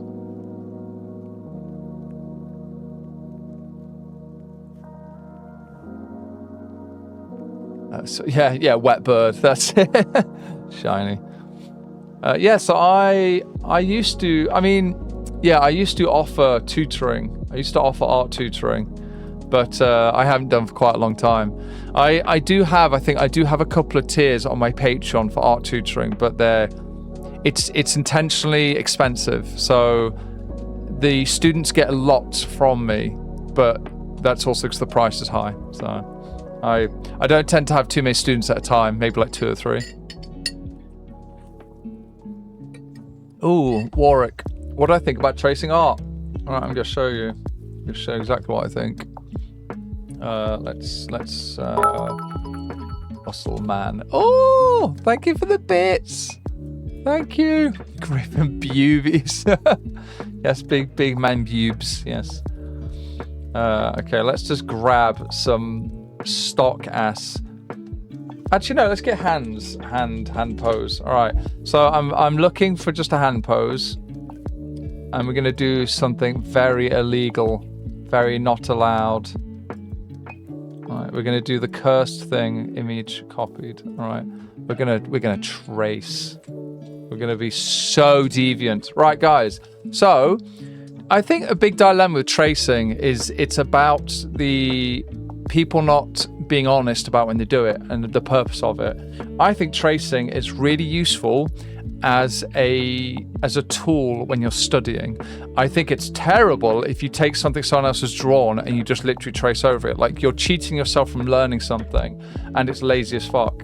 And then again, it's back to that thing of that is the ultimate form of you are attempting to be a shittier copied version of someone else. So when is tracing useful? Tracing can be really useful if you're trying to study something. Say you're trying to draw this hand here. If you're really struggling and you keep thinking to yourself, like, why do I keep getting this wrong? I can't get the shapes right. I'm trying to build this up and I can't get the shapes right, and it's a mess. I can't figure it out. Trying to do the thingies and it's a mess. Okay, it can be really useful as a study tool. So you move what you've done aside, and then you take your time. In this case, so there's an element of tracing here, and there's an element in this case of constructing and building. So this is one of the most powerful forms of tracing that I see where it's really useful, is you use it to simplify complex shapes. So we're going to go like this, and I'm not just mindlessly going like this and tracing contours. That would also look garbage. I'm trying to look at where shapes are and where I can interpret new shapes. And we're going to go like this and try to build in shapes here. I'm going to ignore those wrinkles. Bring that across. So this is where I find it can be really helpful, is when, again, you use it as a study tool. Like this. Let's quickly bang this out, and I can show you guys the result. And it might be good, it might be terrible. So another thing with tracing, especially beginners do, when they trace, the reason it's so obvious is because they're not trying to learn anything. They're just trying to copy something. We've got a knuckle there, a knuckle here, one like this. Like that. Then we're going to just get the finger in, and we're just going to keep the shapes simple. Right, moment of truth, guys. This might look like absolute ass. Let's find out. Okay, it's hard to tell because of the background. I didn't consider this, did I? I should have made a. Okay, 1 minute. Let me just do this. Why is my gradient not working? There we go. Okay, so. Yes, you can use it as a tool. The doodles. Let me just soften those interior lines a bit, just so it makes a bit more sense. All those interior lines. You can use it as a study tool. So now you can then attempt to recreate what you've just done. So then you draw it again, and this is where the study becomes really helpful. So now you start to think, okay, I want to try, and you might ask yourself, you might say, I hate how this thumb looks. I don't like how in that original picture you've got this tangent ass looking shape here, where the flesh, the meaty palm of the thumb tangents and just like brushes up into the shape of the fingers and then goes into the thumb. That's flattening. That's not a good look. So when you recreate it, you're now critiquing something that's real. Even though this is technically perfect, it's a real photo, you're now approaching it with study in mind, and you're thinking, how, even though that's real life, how can I improve on that? That's one of the big joys of drawing, is how can you make something from your mind, something from the physical world, inspired from the physical world, and improve upon it. Let's get rid of that. Okay, there we go. So I hope you like that little tangent, guys, about, like, maybe there's other, I'm sure there's other instances where tracing over a shape or a form, or even tracing over your own work to attempt to figure out what you like and what you don't like. I mean, that's redlining in a sense, isn't it? I do that all the time. I will go over my work like this. I might go over and ask myself, you turn everything off and ask myself, do I like the shape? Do I like how this looks, So I think it's about the ethical use of tracing, where you're not just like trying to steal someone else's, like, their efforts, and then you cheat yourself from learning. So, but again, you could, if it's someone else's work, just be honest about it and ask them as well. So again, I think a lot of that is about the ethics of it. 'Cause maybe you want to study another artist. Maybe you want to figure out the shapes of what I did here. If you drew it and there was like, look at this amazing armor I did, that's a shit look, you know.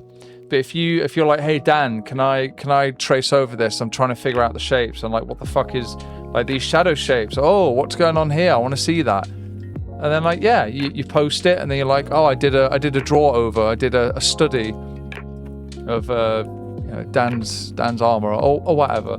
I'm sure I'm just giving like a lazy example here, but I'm sure there are exceptions. There always are. There are always exceptions to rules and ideas. There's always counterpoints, isn't there? But that's just one example, I think, of where tracing isn't like, yeah, it can be useful as a tool. Yes, often the type of tracing we see, guys, is where someone literally just traces over someone else's furry artwork, and they're like, look at this amazing wolf that I drew. It's like that's literally like one-to-one, just you've drawn over their lines. Like that's lazy, that's not good. So yes, a study helps. Ashton, you're attempting to be a shittier version. All I can think about is Temu Dancer. Temu Dancer.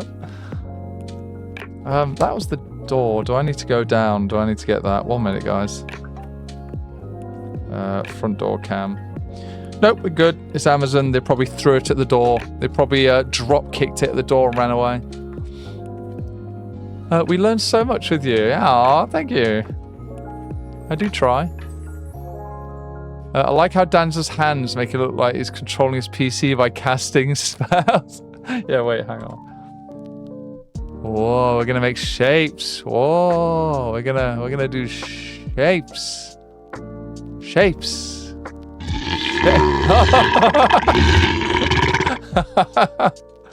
Interrupted my shape magic. Warwick. Shape magic. Oh yes, that spell had a vocal component. Oh, it certainly did. Right, so I believe... Okay, yes, I figured I was missing a smidge of blue on the fingers here. And again, with stuff like painting, with light and shadow, there's infinite room to improve. So I do want to spend more time. I want to have a stream, guys, where we do a warm-up stream again. And I want to get into doing like shape work and expanding my visual library.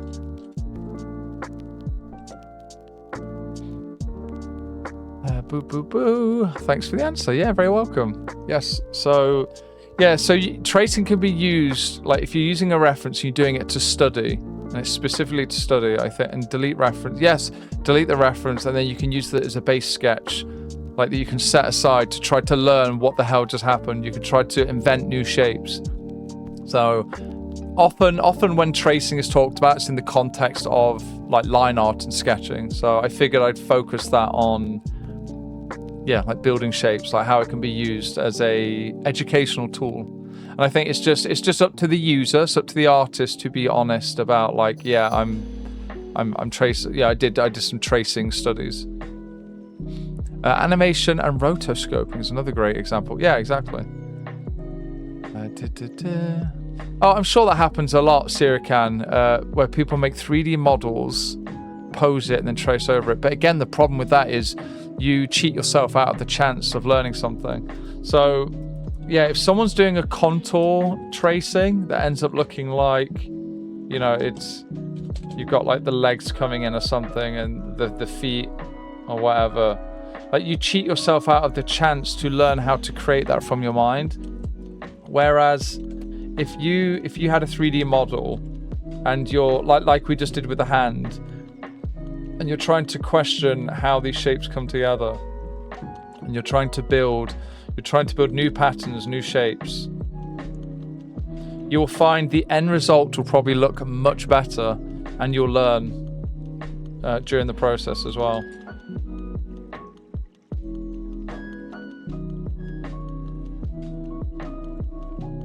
Something like this. There we go. Yeah, building up shapes. So it's about using something like that with a purpose. I need to delete that. There we go.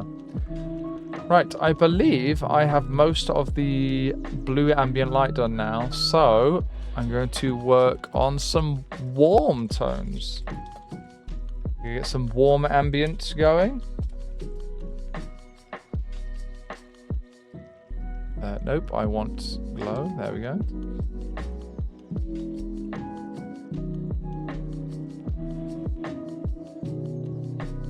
You can tell when it's drawn over because, yeah, it's slow and shaky. Like they lack confidence, you know. Hey, Cyclops. Hello. Good to see you in here. How you doing? Yummy, yummy. Yes, eating this art. Oh, hey, Immersed. Hey guys, if I missed you saying hello, hello. Happy Wednesday, my dudes. So I'm gonna get just a super saturated, like orange here. I will tweak this as necessary. I'm sure I will have to. And it should be blindingly bright. There we go. Why on earth is there blurring here? That needs to go away. What layer? Oh, big pie. We like a good big pie. Let me invert this and invert this. And just double check. Double check I've not deleted everything. How did that just happen? Oh, hang on. Oh, I can see. Nope, no, I can't. Hang on. Why is that not working? There we go. Okay, so I'm fixing mistakes of a previous stanza, you know? Okay, how are we looking? Yeah, that's fine. That is also fine. Good. So, the bird has turned gold. But we're going to layer mask him. And I'm going to use a gradient erase. Where is it?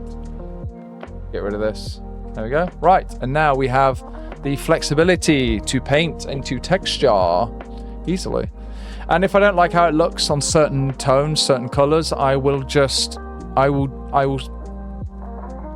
isolate those colors I don't like and just change them. Excuse me. On today's Blueberry stream, how to prevent a dragon from drawing by constantly activating his teacher mode. Yeah. Are you doing good, Hammer? Yeah, having a great time. It's been really fun hanging out with you guys. We're drawing again. I'm trying to get this Griffin done today, the main version. I'm looking forward to eating food. I'm fasting again today, so I'm struggling. Oliver, you're going to steal my art skills like a vampire takes...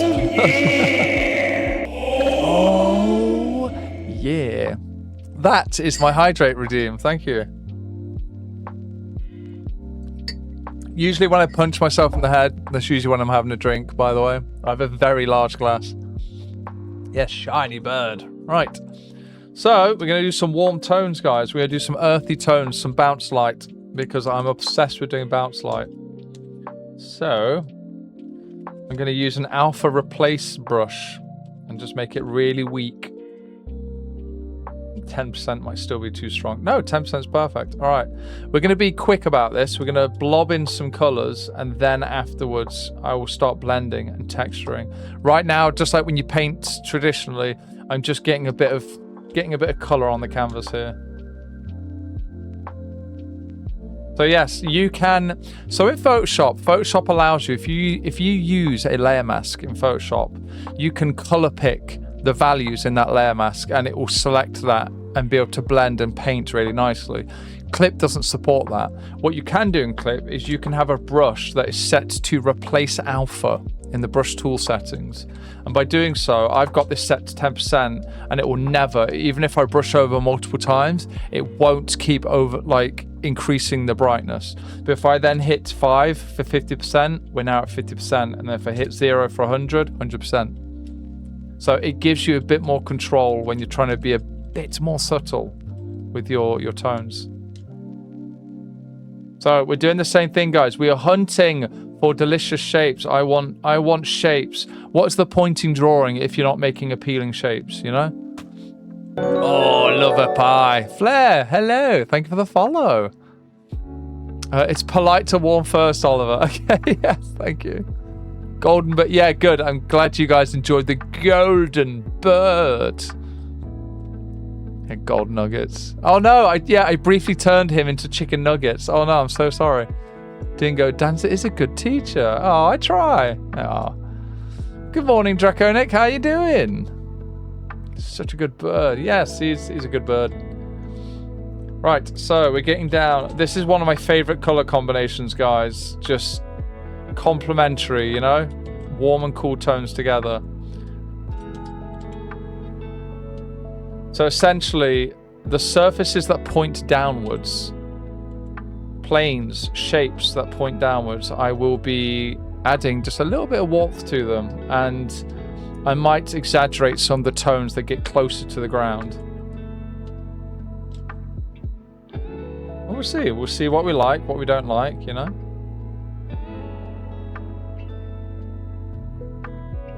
So you're going to get a lot more...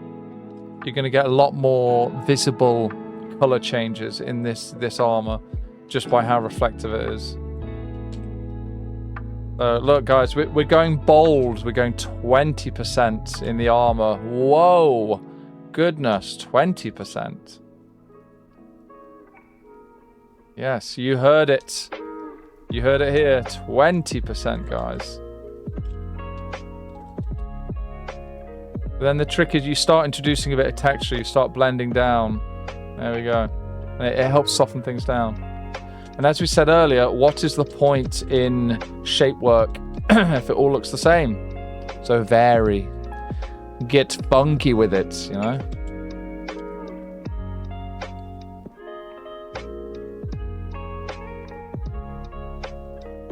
Speaking of which, I do want to do something like that. There we go. Oh, liquefy can be really fun for messing around with your shapes that you're working in as well. Oh, and guys, we've not even started the subsurface scattering yet. Let me remind myself. Subsurface. Right, made a note of that. Subsurface scattering, guys. I'm going to push that, and it's going to look really fun when I work that in later. That along with some little tricks I'm going to do later with color vibration that hopefully I'll have time to do on stream is really going to push this.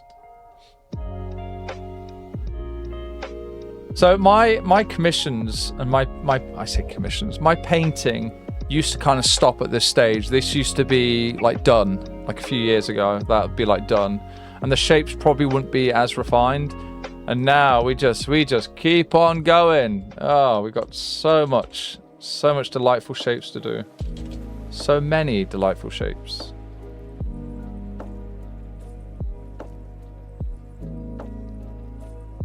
I'm thinking, how would it look if I actually keep the top shape, like the glow underneath the big pecs here? If I keep that top shape fairly defined, just for the sheer bants, you know, just for the sheer shape asymmetry, you know. Actually, never mind. I don't like it. We've already got a nice hard edge here on the highlight. I don't need it twice. It's such a small space. There we go. So much like my ab example earlier, guys, where we're looking at improving abdominal anatomy, you can do the same thing in terms of varying shapes. Of course, it applies to light and dark. You can do the same thing here.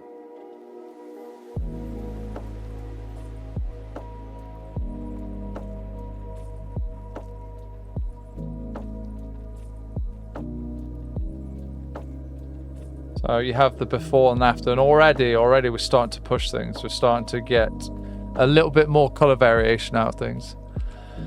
Oh shit, did I save? I did now. Yep, I did now. I have saved. There we go.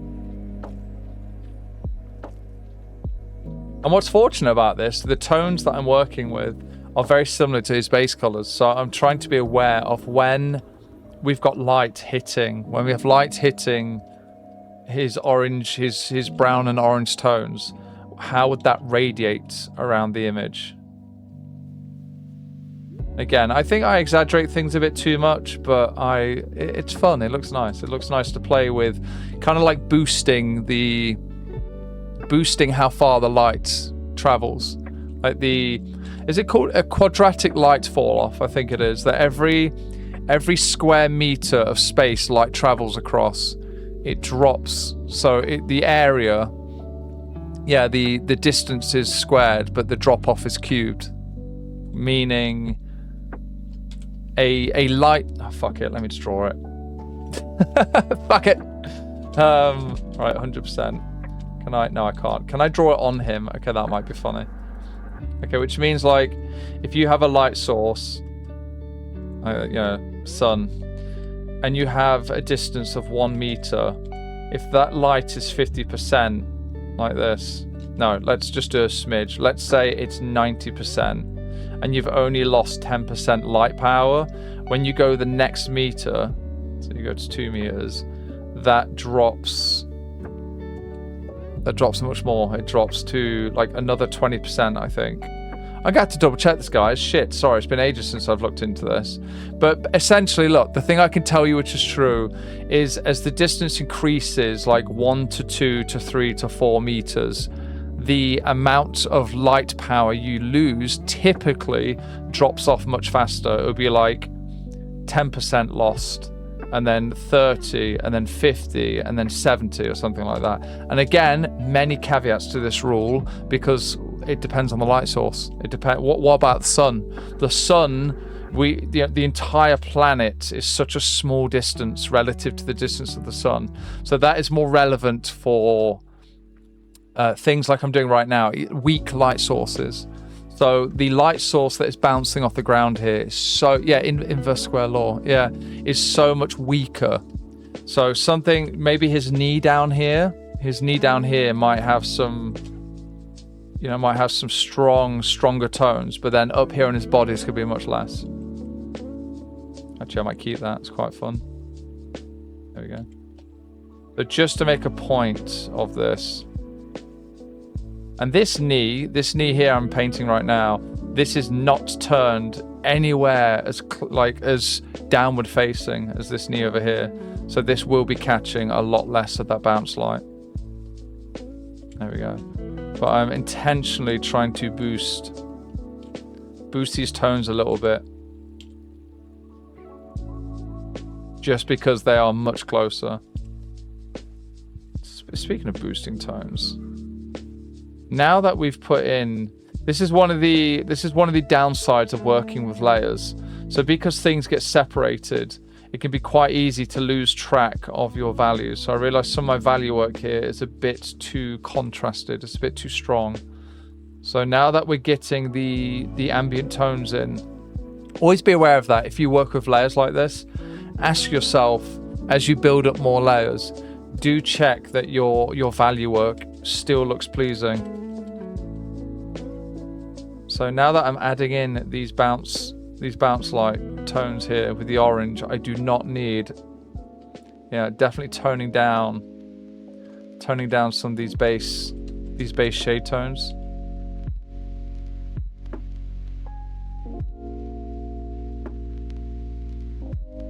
Let's flip it. Let's zoom out a bit.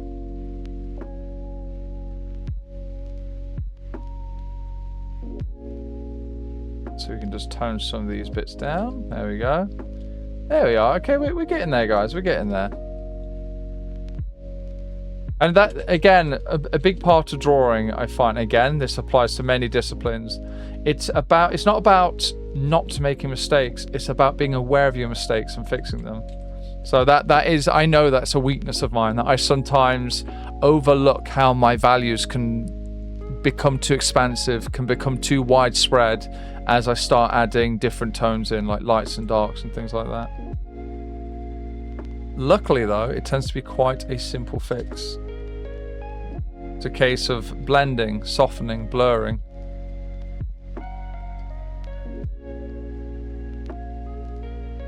That's quite nice. Yeah.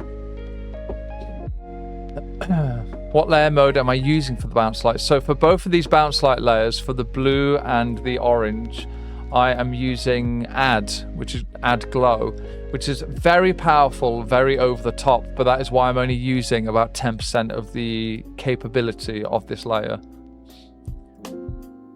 And as you guys saw, when I was working with the blues, when I was working with the blue bounce light, I think I originally went for, I was going with soft light. But look what soft light does. It just kills it completely. And there's no contrast now in the darker tones. It's lost entirely. And add is fine, but I find add loses a little bit of saturation. So I've gone with Add Glow. And so again, it's exaggerated. It's quite over the top, but I like how it looks.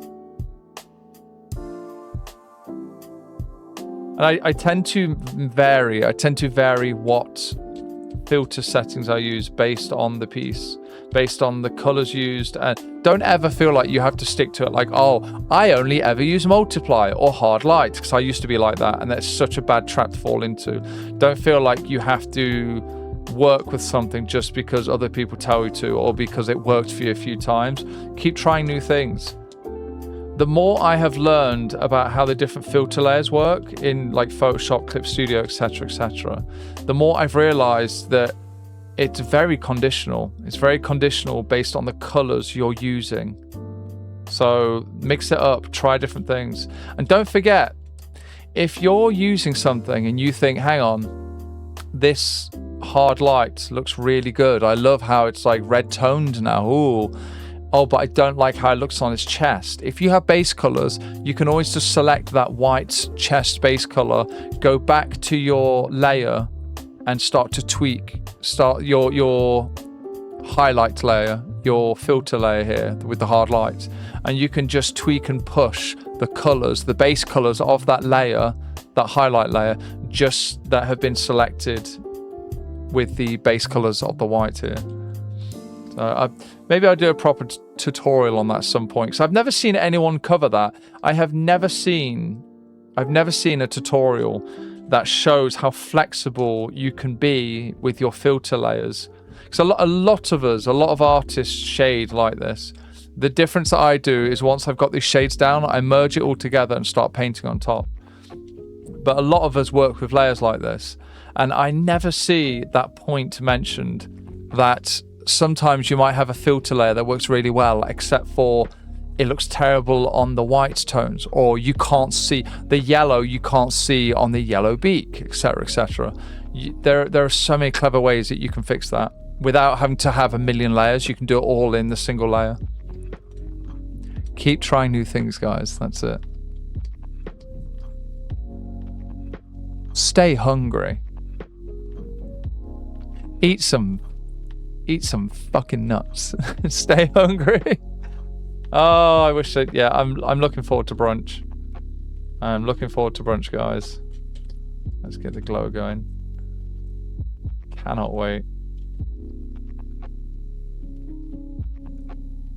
We got lo-fi. We have brunch coming soon, guys. Oh, nice. Oh, Senya with a big nut. Oh, healthy acorns. Nice. Big nut. Oh, fantastic. Oh yeah. I do need to hydrate. Oh goodness. I'm actually all out. I'm all out of juice. I'm all out of water. Right, guys, I'll be right back. I'm going to grab another liter of water.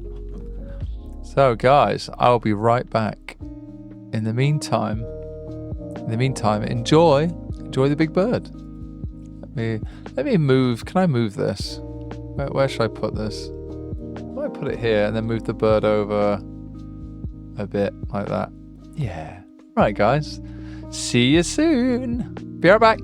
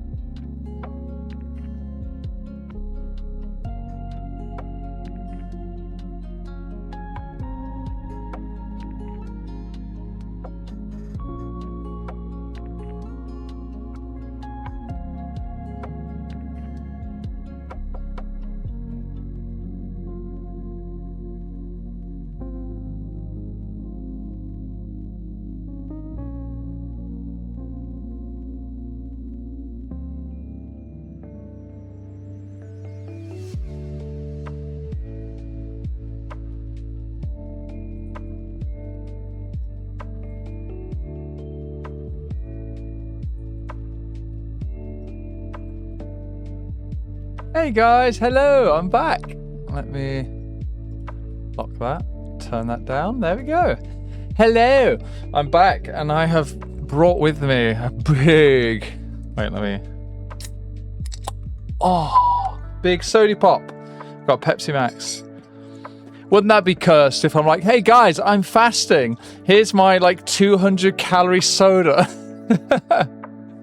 Yeah, it wouldn't quite work, would it? No. Alright, pour the soda pop. There we go. Alright, got a bit of soda can ASMR, guys. There we go. Oh my goodness, got it right in the bin. Perfect. Okay. Sirican, turn all the glow green and change the background to dark crypt with green sconces. So you make a good point. One of the good things about using layers is it's quite adjustable. So you could literally, here we go. You could go to the green and just change it to be blue. Or yeah, sorry, you could go to the blue and change it to be green like that, and then you could remove the background entirely and then have a different setting. You'd have to try and make the light work the same and blah, blah, blah. But point is, layers can be good for trying new ideas, in a non-destructive way.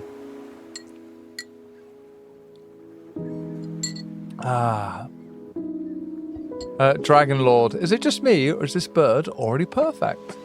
He is. He's coming along, The devil is in the details.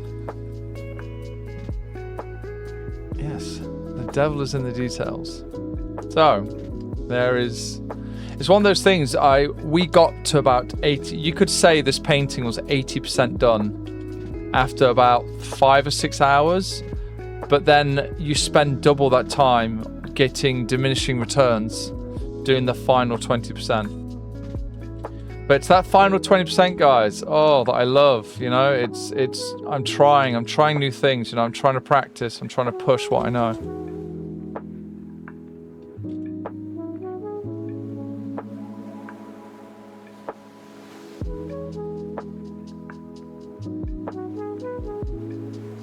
There we go, let's get a little bit of light going on here.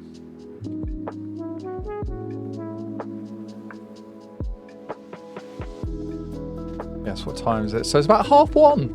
1:30 in the PM over here in the UK.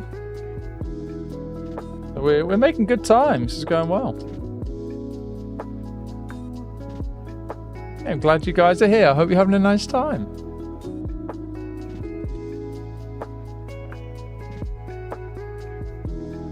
Just a touch of little warm ambience here. I think the sword would definitely be hitting. We'd be getting some warm tones here. 2:30 PM. Okay, so you are in Western Europe, I assume, Warwick, like France, Germany, Belgium, Holland, Sweden, maybe. I think they're an hour ahead. Unless you turn around and blow my mind and you're like, yeah, it's Thursday for me, or something. Oh, time zones. Confuse me sometimes. France, there you go. Oh yes, you said earlier, didn't you, about speaking, like I think you said you are French. You speak French. Yeah, I've been to France a few times.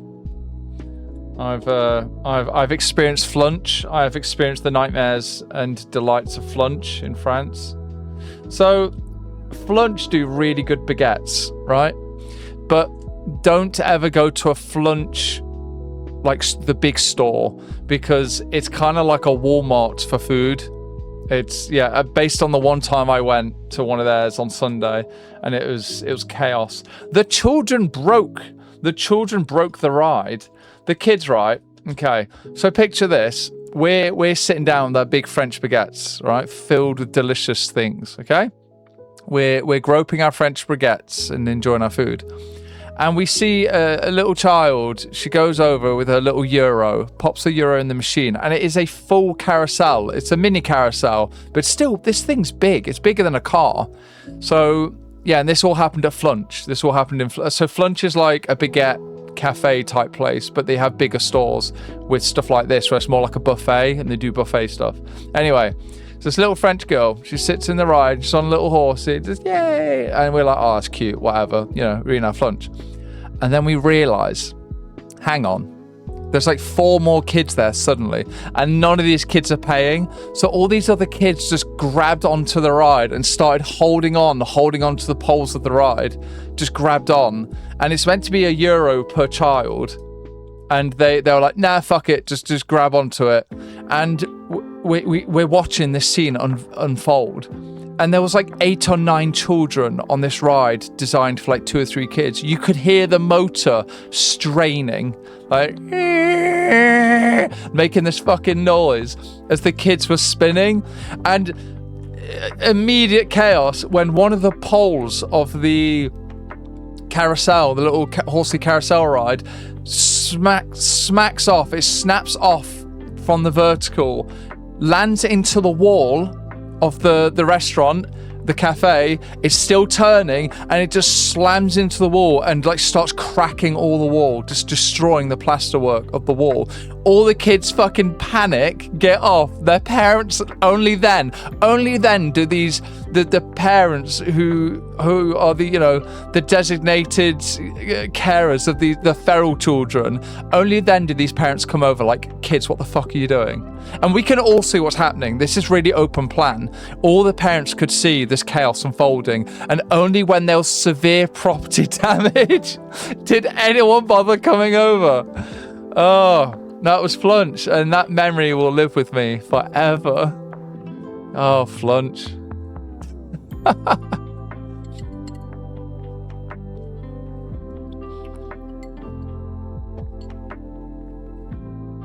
Salute.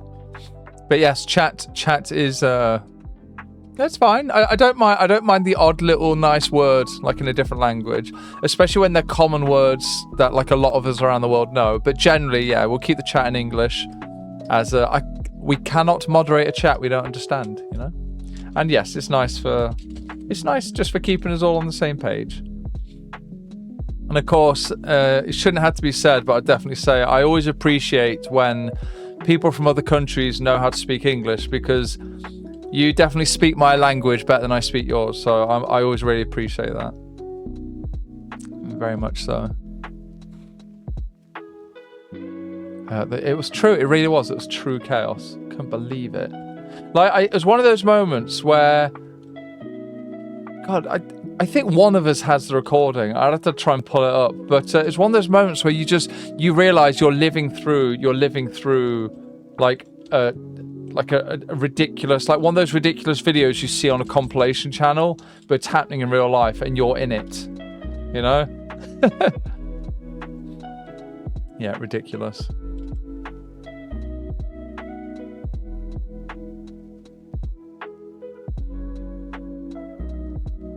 Oh, what am I doing? I was going to add shine effects to the armor here, but this is not the super shiny stuff. This is not metal. This is maybe closer to a fabric,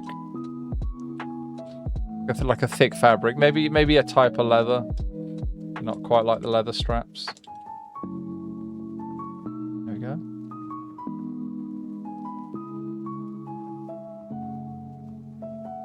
You flunched. You got flunched today. That's it. Yeah, it sounds like an action. So we say that. We do say, like, you know, we've been flunched. Good flunching. God, flunch. Yeah, I've not been to Europe. It's been quite a while, actually. I've not been back. It would be nice to go back. It's not too hard to get to either. We take the Eurotunnel. We drive to the Eurotunnel and drive over.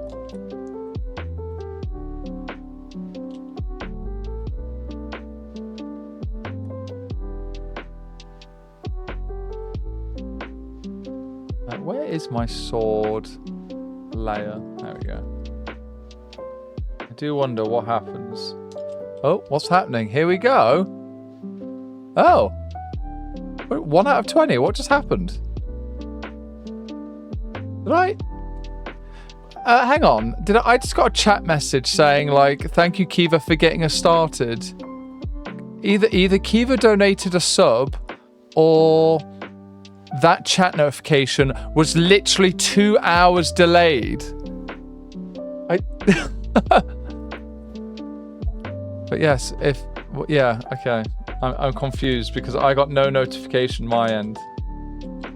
That's weird. Oh.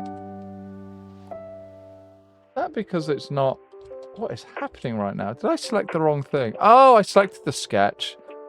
Oh, I'm not a smart dragon sometimes. Okay, thank you. Select all the armor, please. There we go. I just wanted to just grab a little bit of the armor here and do a touch. Just a touch of highlight. Just have some more of those some glows, some earthy tones come through. There we go. Get a little bit on the hilt.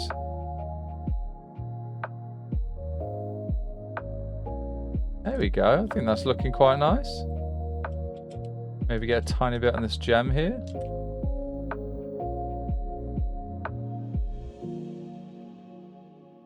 So I'm going to do this. I'm going to keep that earthy reflection directly to the piece of the gem that is pointing to the ground. There we go, like that.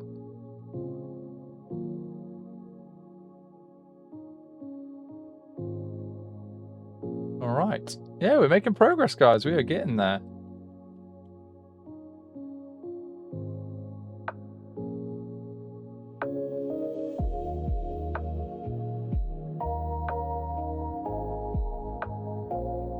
Ah, yes. All right, lovely.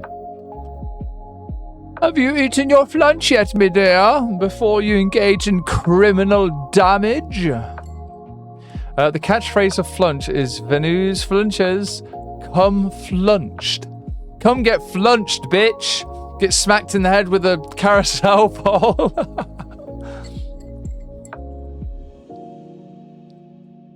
Oh, I've been to the Canary Islands. I've been to Tenerife. That was really nice. I need to go back. God, I can't keep saying it and not doing it, you know? I need to go do these fun things before I perish. Before the long COVID does me in, you know? I'm dealing with it pretty well, like I said earlier in stream, but yeah, I gotta live a little, you know? Get out there in the world. Even though I fucking hate... So I love traveling. I love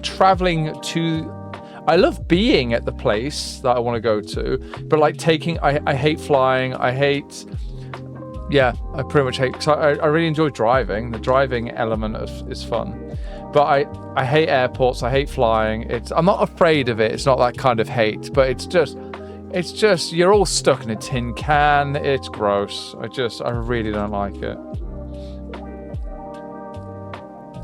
You know, I put up with it for the destination, for where you're going. Wouldn't that be really nice? Wouldn't it be really nice to be able to have the disposable income where you can like fly first class and you can enjoy a flight? Like, what a concept. To actually genuinely really enjoy it. Wow. That would be nice. Maybe one day, guys. Maybe one day I could do. That is a cool thing to do on my bucket list. It would be like to go on a really beautiful holiday where it's just pure luxury, like proper. To experience like the life of someone who's rich, like actually wealthy, for just one day or something. You know, it'd be really cool. It's one of those things. I'm no spring chicken. I'm not 18 anymore, so I feel like. I don't have much time, you know? But no, it's that stuff can be achieved by being frugal. And I'm quite frugal. So if I really want to experience like one really luxury holiday in my lifetime, then I know I need to save up like $15,000-$20,000 one day and go and do something like that. However, there are so many more important things that I need to do. Yeah, money-wise, to try and be safe and try to... the big one, guys, as I'm sure you can understand, as an artist, is trying to protect myself. Like, what do I do if I break my hand, you know? I need to try to have, I guess, income protection. There is insurance you can get, but you are better off investing the money. Like the payouts are really bad. So for me, I found out you can't just get hand insurance. You need to get insurance for your arm and your shoulder, and then the income protection is really limited. So it might only cover 1 year, which is good for a lot of things. But you can take those premiums, and it's a nerdy conversation. But there's much better things you can do with the money, with the same goal of protecting yourself, like income wise. But yes, those kind of things are the priority, right? Trying to make sure that I'm not in a position where I'm like completely broke and just really, really struggling, because it's more pressure, to try and have to focus on staying afloat when you want to try and be all, you want to be in that good creative mindset, and it's hard to do if you have so many different things stressing you out. Yeah, and as you guys know, the UK has been a lot of the Western world has been undergoing some insane cost of living pressures, and it's been really bad for me. Like, my bills have tripled, like literally tripled. So what I used to earn felt quite good, and now I really do feel like I'm struggling. It's I gotta make sure I keep going, try and keep my head above water and all that. I'd really like the shape on the neck here. Look at this, how the neck just got this little shape coming around. That's really nice. I want to play with that more. There we go. Is that on the sketch layer? What is that? No. Where is that? Is it a shading thing? Oh, I see. I think that is a missed bit of... Yes, it is. That was a missed bit of base color. There we go. All right. I will paint over some of the armor later. Flunchables on the go. Yeah. Warwick, you'd love to come to the UK someday. You should come to one of the UK cons. You should come to ScotiaCon. Come to Scotland. Oh, we have a good time in Scotland. And you have Confuzzled. You have Confuzzled in Birmingham.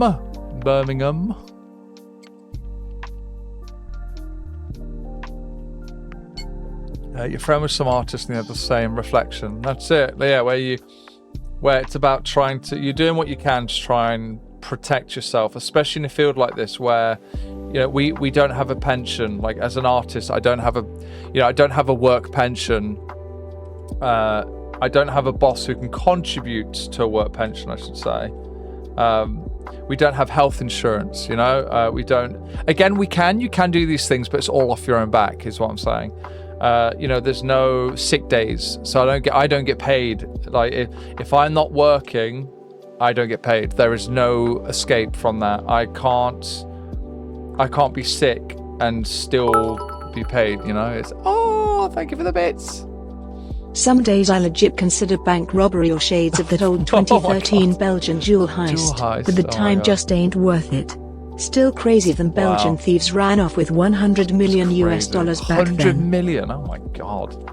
Yes, so it's counterpoint to the kind of woes of trying to keep afloat as an artist is I do take pride in what I do work-wise, and that I try to do everything I can that's like ethical, above board. Like, I've always paid all my taxes, all my dues, all my debts. Like, I try to do a good job on just trying to be someone who I do what I can to contribute to like the society, the gears of capitalism, So I pay my debts, and I pay my taxes, and I do all that stuff properly. Got my accountant and company and all that stuff, so. But yeah, then you get people who are worth hundreds of millions, and they scam everything. It's outrageous. And that shouldn't be, here's the thing, right? That shouldn't be a call to action of, they are scumbags, so we should be scumbags. It should be, no, they need to be held accountable. The super rich who dodge their taxes and stuff, yeah, they need to be held accountable. And hopefully there will be change, I don't tend to get into the weeds too much about politics and stuff, but hopefully there'll be positive change in the future, you know? Good action. Speaking of good changes, I have just changed the shape of these, the warm bounce light here, and I really like how that looks. So I'm exaggerating some of the colors here. I don't think you'd see that much light coming off the ground, but I want to do that because I really like the shape it makes. How's that look from a distance? That's quite nice.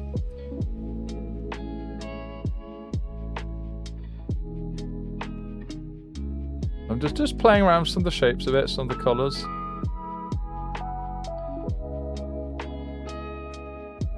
Yeah, that's crazy. Like, yeah, bank robber. Yeah, that's a career that doesn't have insurance. Imagine trying to get income protection. What's your line of work? Bank robberies. How are we doing? We're doing pretty good. Let's get some bounce light down here. Where's the armor layer? Is it there? There we go. So come in with 10%.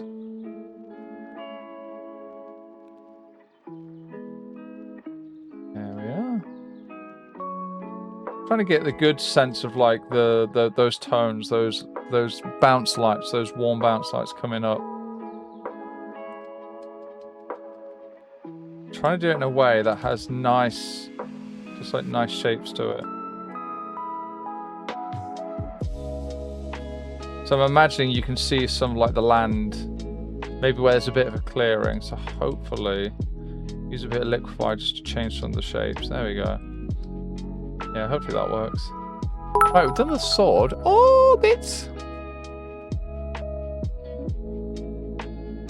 Oh, the ironic part is I wouldn't even go above the FDIC, the insurance limit. Oh, you just hit right around 200k.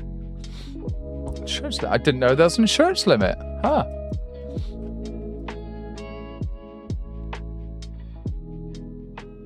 Like right here on the armor, we're definitely gonna get some warmth. Oh, and look, we're gonna get it here as well. So you've got it coming from the ground like this. Let's get these shapes in. That. You're gonna have maybe a tiny bit up here, like that. But we're also gonna get even more here because we've got the leg. We've got the light from the leg right here. So let's exaggerate this a bit and play with some of the shapes. That's 20%. This should be a bit lower. This should be like 10%. There we go. Yeah, so I'm using a replace alpha setting on my brush on the layer mask. And it's really helping. It's really helping to have some control here. Oh, I love that. Yeah, guys, this is another shape I really like. Right here. Right here. That shape. I love that. That's really nice. Happy about that one. Yes. We like a good shape. We like a good shape, don't we? Right, so... Oh, the tail. We're going to get a little bit of warmth on the tail. I need to be careful to not push the tail into the same kind of colour range as the legs here, but I think that'll be okay. There's that on. Oh, is that base shade 2? Yes, it is. Okay. Let's just soften this down a bit. Okay. So I'll zoom out here, and I just want to check how do I feel about the legs. So there is a shape that's been formed. So and it's always important to go back and check how your new changes have affected what you've done before. So the addition of bounce light has messed about with some of the shapes here. And again, that is one of the biggest negatives, one of the biggest weaknesses of using multiple layers all on top of each other. It's because you're not working it all in together at the same time. It can be easy to compartmentalize and to split things up and not consider the bigger picture. So you just need to reflect. You need to make sure you have moments like this where you reflect and think about it.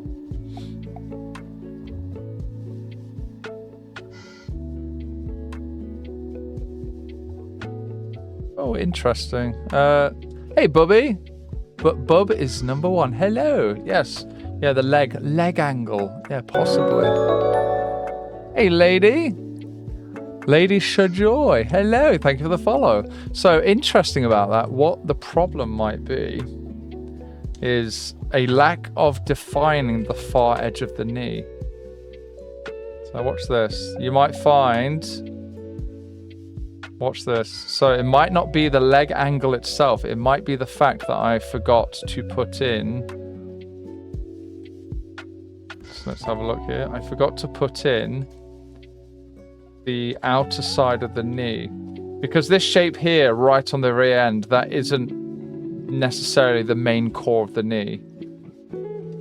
It's more like this. Oh, and also moving, if I grab the entire shade layer, moving the knee over a bit, you'll find if I move the knee over, that will help give a bit more space for the angle. Yeah, because it's about that. Yeah, which is fine. Back to the shade layer.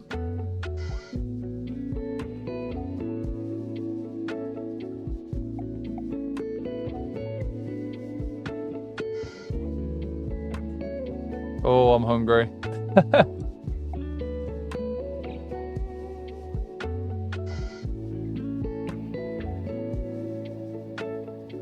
Oh, yeah! Oh, hydrate. Yes. Thank you. Oh, thank you for reminding me to hydrate. Yeah, and also I realized, yeah, the ambient glow here wasn't centered properly. So that was like really kind of pushing the shape of the leg further than it was. Like making it look like it was almost like an optical illusion, like it was more open than it was. So what's interesting, that's a really good example of how you can make a fix to something where sometimes the problem is the same. You know, you identify, oh, hang on, that looks too spread. But then the answer is sometimes not what you think it is. There we go. Yeah, that helped a lot. And also that sketch is way too defined. I think that's also not helping. So that needs to be softened down a lot. There we go. Okay. There we are. Just makes it feel a little less extreme now. There we are. Yep. No, that is the wrong color. What am I doing? There we go. I just wanted to add back a little bit of shape. Just darken that lower tone. All right, yeah. We are making progress, guys. Eat water, yes. Yum, yum. The big eats. Right. Just soften some of these shapes. Like that. Yeah, I really like this area here where we've got the glow. We have the glow coming out from the leg. I really like that. That's nice. We'll get into proper reflections possibly quite soon, actually. Let's get some warm tones. Warm tones on the beak here. Let's not go have too much. Not when his head is quite far away. But we definitely get some on the armor because of how reflective the armor is.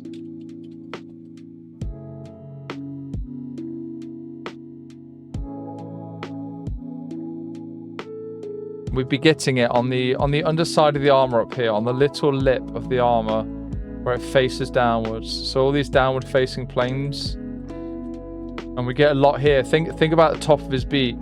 The top of his beak is going to be having such a strong radiant reflection hitting onto that armor, and we can't see too much of that highlight. But imagine the entire top of his beak is lit that brightly. So let's exaggerate. Let's push that a little. We're going to do the same here. We're going to just push some of these values a bit. Long looking. That's fine. A smidge there as well. Right, so how's that look before and after? There we go. I think that's a really nice way. Just to improve the detailing there a little bit. Remember, guys, make sure you vor your H2O. Absolutely. Guys, I cannot wait for food. Yeah, so I normally have breakfast and dinner. I usually have 2 meals a day, but I'm dropping it to 1 and just having like a late brunch kind of thing, like a 3 to 5 p.m. meal kind of thing. And, oh, guys, it's hard work. You're going to hear me get upset about it now and again because it is... I'm a big dragon. I'm 6'5". I am relentlessly hungry right now. However, guys, there's good news. this won't be forever, because once you change your pattern of eating, after about 2 weeks, your stomach stops secreting the ghrelin chemical. And the ghrelin chemical, I believe, unless a biologist can correct me, ghrelin is a chemical secreted by the stomach, and it's like communicates with the brain, and it's what gives you that massive hunger feeling. So, after about 2 weeks of adjusting your routine of eating, your stomach stops releasing so much at that time period. So it's always between like 1 to 2 p.m. that this gets really bad for me, and it's because it's usually when I eat food. So if you wonder, then how come one person's hunger time, you know, the periods of the day where they're hungry is different? It's because it's based on your patterns. So if you change your pattern of behavior, after a while your hunger pattern changes as well. And I've done this before, and I'm going to do it again. So guys, okay, let me simplify this. Have you guys ever met someone where they're just never hungry at breakfast? They never have breakfast. And if you're someone who always does, and you wake up so hungry, you're like, what the fuck? That's usually because by sheer chance, their routine, for a long time, they've just not had breakfast. They've not had like high carb and high sugar at breakfast. So for years and years, their body has just been minimally, in terms of ghrelin, that hunger chemical, very minimal amounts in the morning, and then maybe it peaks up later for them. So yes, I'm in the suffering stage where my body is still secreting all those chemicals, being like, you're hungry. You're hungry. You need to eat. Why are you hungry? Because you like to eat right now, so you're hungry. You know, I simplify it like that to help motivate myself to stick to the fast. So what is crazy to me? Think about this, guys. So I probably have 20 pounds of fat that I could lose across my entire body. And now I'd be very, very slim, but I could. That is, what's that? Like 60, 70,000 calories of fat that the body could use. Yeah? And yet the stomach is like, oh, I'm starving, help me. Oh, I need a burger, help me. Yeah, buddy, there's like 70,000 calories sitting around. Go use it. You know? But again, I guess the stomach is obviously, it's an independent system where it's thinking like, well, isn't that crazy? It's thinking like it's its own brain. But apparently it communicates a lot to your brain. Oh, more Vormath. Yes, Mythic, we're getting into the Vormath. We do like a good bit of Vormath on the Blueberry channel, don't we, guys? Yes, we do. So, guys, I want to ask you, all right? I want your opinion on this, guys. What aspects of the painting do you like? I'm curious. Bonus points if you're creative in what you say, you know? Let me zoom out a second. I feel like I'm harvesting ass pats here. Tell me it's great, guys. No, I just thought it'd be nice because it's been really refreshing speaking to real people and not like bots on Twitter or something. So it's been really nice hearing your thoughts on my work. It's been really motivating. It really has been.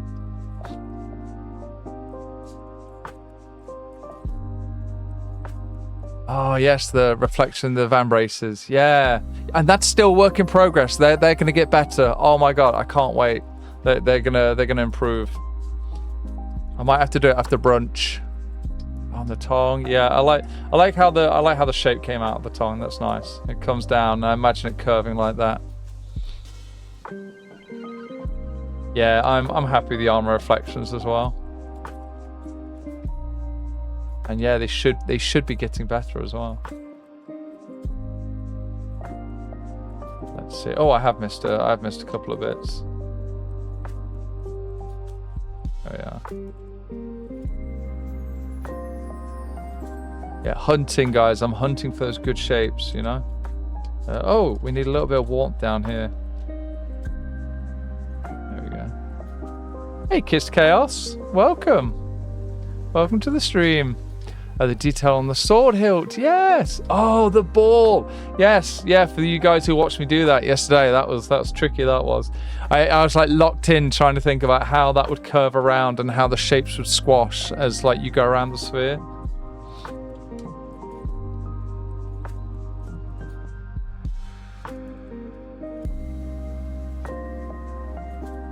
Oh, I'm loving. I hope you guys are enjoying the relaxed vibe today, like with the music and stuff. I think this has been really nice. It's been lovely hanging out with you guys. I really appreciate it. You know, it's been really good for, you know, like my mental health. You know, just because a big part. It's always felt like one of the biggest weaknesses of my work is it can feel very isolating that I'm just on my own in my office working. So it is so nice to be back to streaming. I used to stream years ago, like 10 years ago, guys. I used to stream on Picarto, and that was a difficult one. Like I really enjoy talking with you guys. I really enjoy engaging. So unfortunately, it's very, you know, I get very, I guess very is a strong word, but I get a bit disheartened when I'm streaming and there'd be like 2 people watching and they're both AFK or something back in the day, you know. And if you ask any streamer, like that's one of the hardest things. If you're chatty, you like to talk to people, but it's very quiet. But over here on Twitch, oh, it's just been great. Like it just straight to the moon, shot right off. It's been really fun. And I think what helps is that was a long time ago back in the Picarto days. I hope I'm more entertaining now. I hope I speak clearer. You can hear me nicely. You can see the blueberry dragon, you know, you can see me. You see all of this. Hello. All of this, you know? And look, I can even perish. Oh! Oh, it's like I was trying. And I can burp. There we go. So I hope that things like that also help. That we tried to be a bit more fun, a bit silly. You know, I never have really taken myself seriously, and it's nice to kind of. Oh, yeah. Yeah, I do need a drink. Thank you. Okay. But yeah, it's really nice. A lot of you guys like how the arm's coming out. I barely ever draw armor, so I'm happy you guys are liking it. You know. Boo boo boo. Oh, a chest lady. Yes, so the fluff will also improve when I do the overpainting. I'm going to spread and like do little fine details as the fluff like dissipates into like the general fluffiness, as we go from peak fluff to general fluff. The detail on the sword. Yes, yeah, the curved ball. The curved ball kissed chaos, yeah. Days of Picarto, yeah. We love watching you draw and talk. Well, that's very sweet of you to say, Warwick. Thank you. Remora, I have the issue where if I want to ever stream, I don't have the extrovert energy. My God, yeah, it can take a lot. So you could always stream and just like not talk or just be chill or have your music going. Like for me personally, yeah, I love talking to people. I sometimes do. Oh, what is this? That's not fair. I would have missed that. Hey, Skybound, thank you for the follow. That was like hovering on a phantom horn here. What the shit was that? Yes, so I feel like I can't remember what the exact word is, but I behave as an extrovert would, but then after a certain amount of time, I do need a big recharge.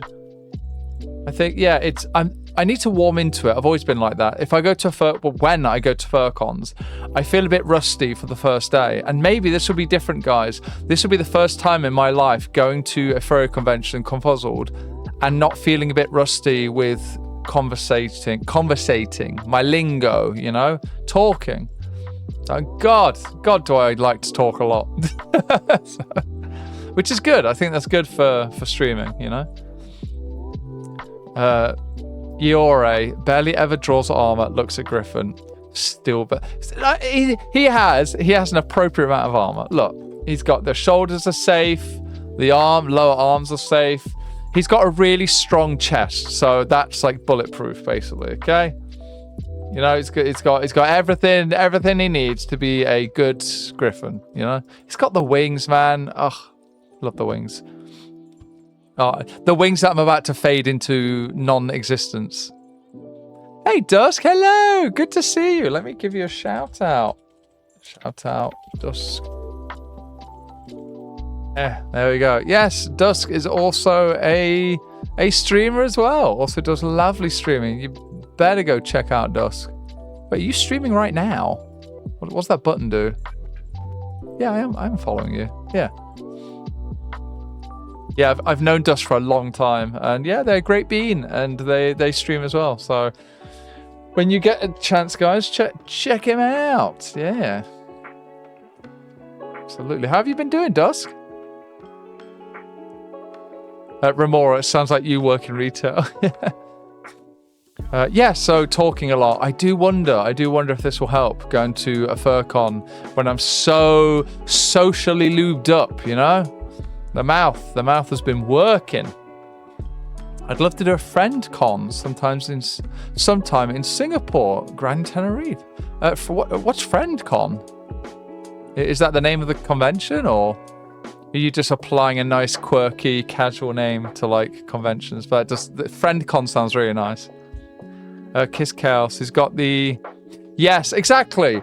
He's got the female, like the obligatory female archetype armor.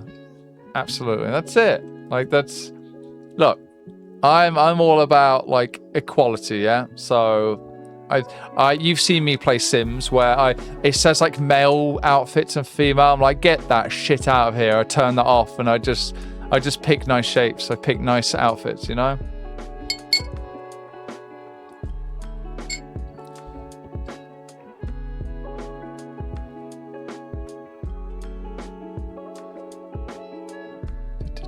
Dust, you've been doing well. Taking it easy today. You got a bunch of job search stuff done. Lovely, good.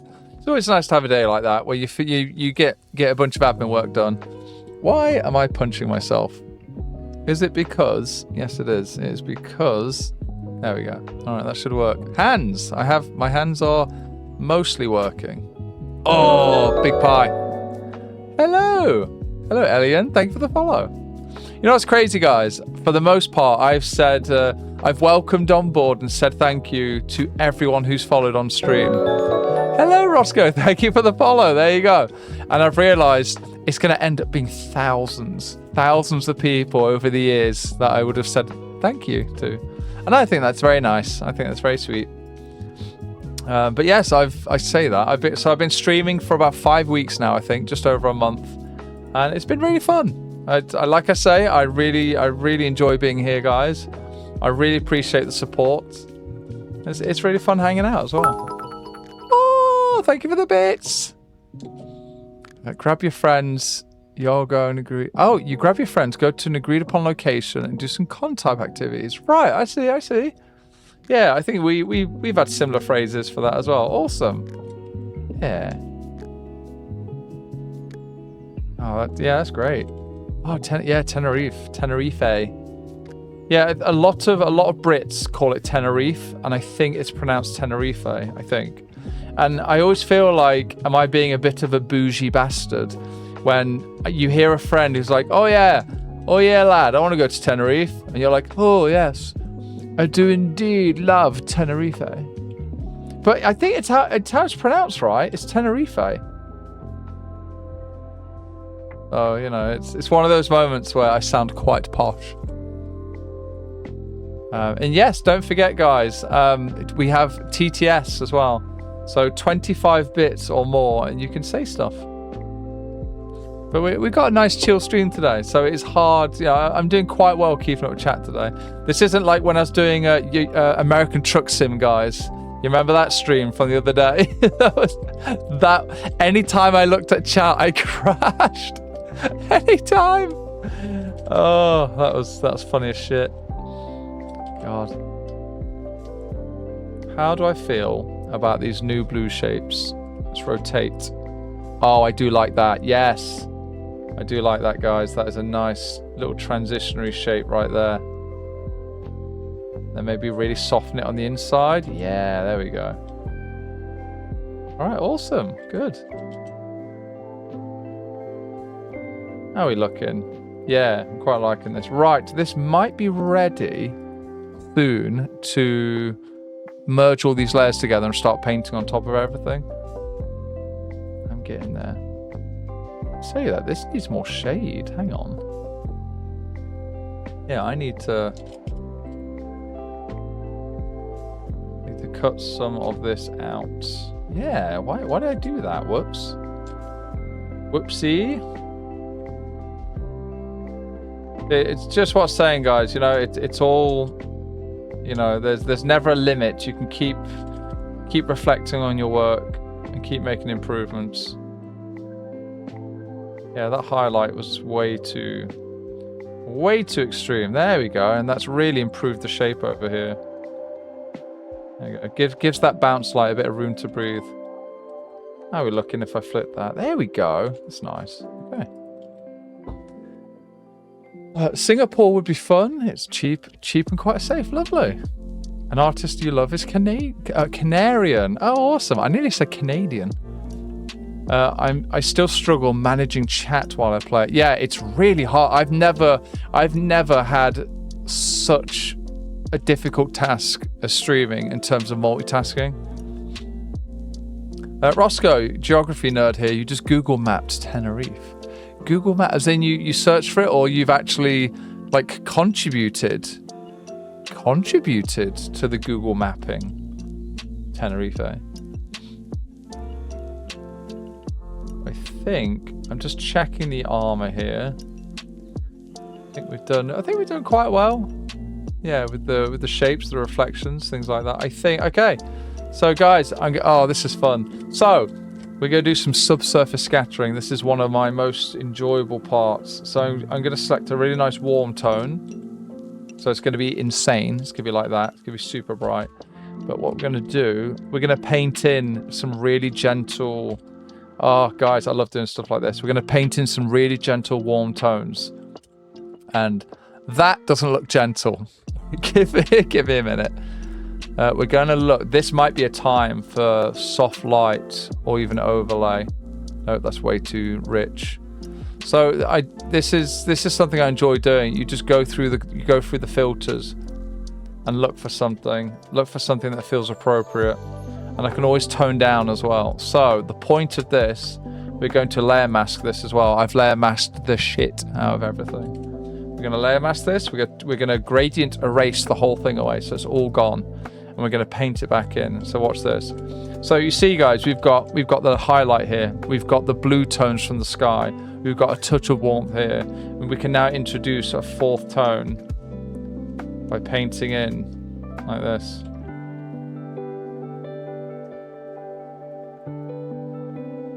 And I love doing this.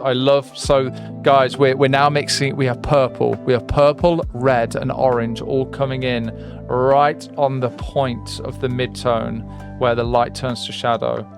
And remember how we talked about playing with color and shape? We're doing it all at once. So we're now starting to enter the part of my painting where we get into, well, painting. We get into true, where you're really integrating value and color at the same time. Look at that, guys. Oh, let me look, enhance. Look at this. I love this. We've got the rich, crisp, almost lemony yellows coming through. We've got purple, we've got orange, we've got red. Oh, I love it. And we're going to do this over everything. Yes, kiss chaos. Painting some gentle warm tones. It's just traffic cone orange. Yeah, that was, the humor of that was not lost to me. I'm glad you noticed that. Oh goodness, we do like to have fun, don't we? So a trick I like to do with this, guys, let me make this really exaggerated. When I'm doing kind of a forced subsurface effect, I like to make it where it doesn't encroach, it doesn't push into the highlight too much, but it pushes a lot into the shadow. So it will be like this and then really push into the shadow. I'm exaggerating here, but it does this. So you end up with quite a hard edge on the highlight side, but the shadow side can push a lot. And I will flip that around and do it the other way around if if it looks good, if it complements the colors more than pushing into shadow. But right now, when we push into light, we get more orange. Okay, great. When we push more into shadow, we get purple, red, yellow, orange. It's a much wider range. And again, you can experiment with different filters, different settings. This is a time where using a filter layer, so I'm using soft light right now for the subsurface here. Using a filter layer can be really fun for experimentation. I'm gonna follow the shadow shapes around like this. Just soften things down. Sometimes, guys, consider using an eraser instead of, consider using a blending brush instead of an eraser when you want to tone something down, because you retain a bit more information and you can play with the textures more.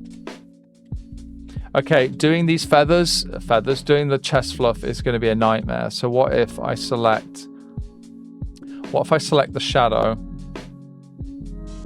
What if I just select the shadow like a genius? What if I do that? I'm very humble, guys. I'm very humble. If we just select, so now I've got the shadow selected, and it's not affecting the highlight too much, and I'm just trying to add some warmth to the center of the fluff here. And really, I want it centered right here, right where the mass of light is hitting. So I really don't want to push that. There we go, and like this. So we have before and after. There we go.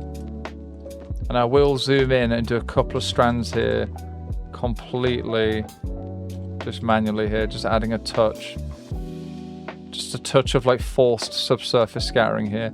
If you don't know what subsurface scattering is, maybe I should explain it. It is, let me get a picture for you, so you don't even have to Google it. I'll do it for you guys. Google. Scattering, okay. That's a good example. We've got fingies. Copy, okay. So subsurface scattering is when something like this happens. So you think about this hand, this like pink fleshy hand. It's when the light, there's a very slight bit of transparency on a lot of objects like that, and the light is bouncing around millions of times within the border of the object. You know, it's coming around here, and it starts to really push the saturation like that. And you get it like on skin, leaves, plants, things like that. Yeah, on ears as well. Yeah. So it's where you have just a lot of light bouncing around, and it keeps picking up more and more color, and it can become very saturated, very colorful, and it can shift. So as you can see here, this kind of like light toned fleshy hand has become extremely red, where you're getting that subsurface scattering. And that's because I think a part of that is just picking up the color of the blood cells.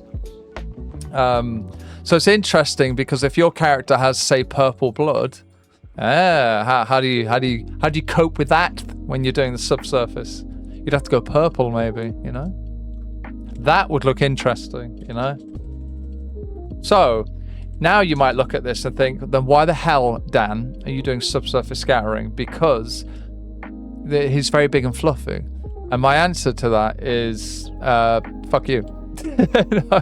It's so you still get elements of light bouncing around. There's still an element of subsurface scattering going on, and I'm obviously exaggerating it. I'm obviously pushing the effect a lot just because it looks nice. This is what we're talking about, guys. We're talking about pushing the boundaries a bit, just making things look nice, you know, trying new ideas.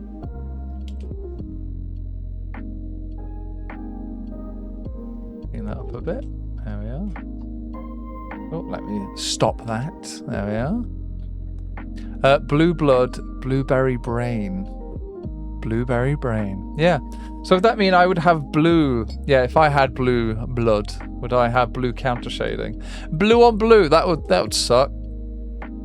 Yeah, not counter shading. Sorry, blue in the subsurface scattering. Yeah, you wouldn't even see anything. It would just be more of this, more blue.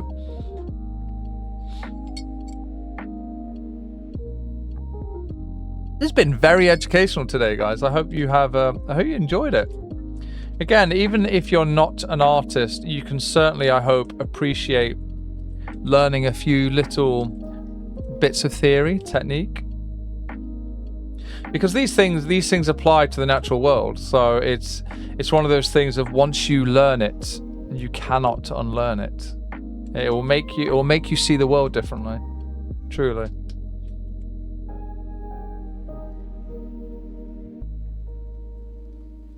So I doubt there would be subsurface scattering on his beak, but it's going to look really good if I add it, I think.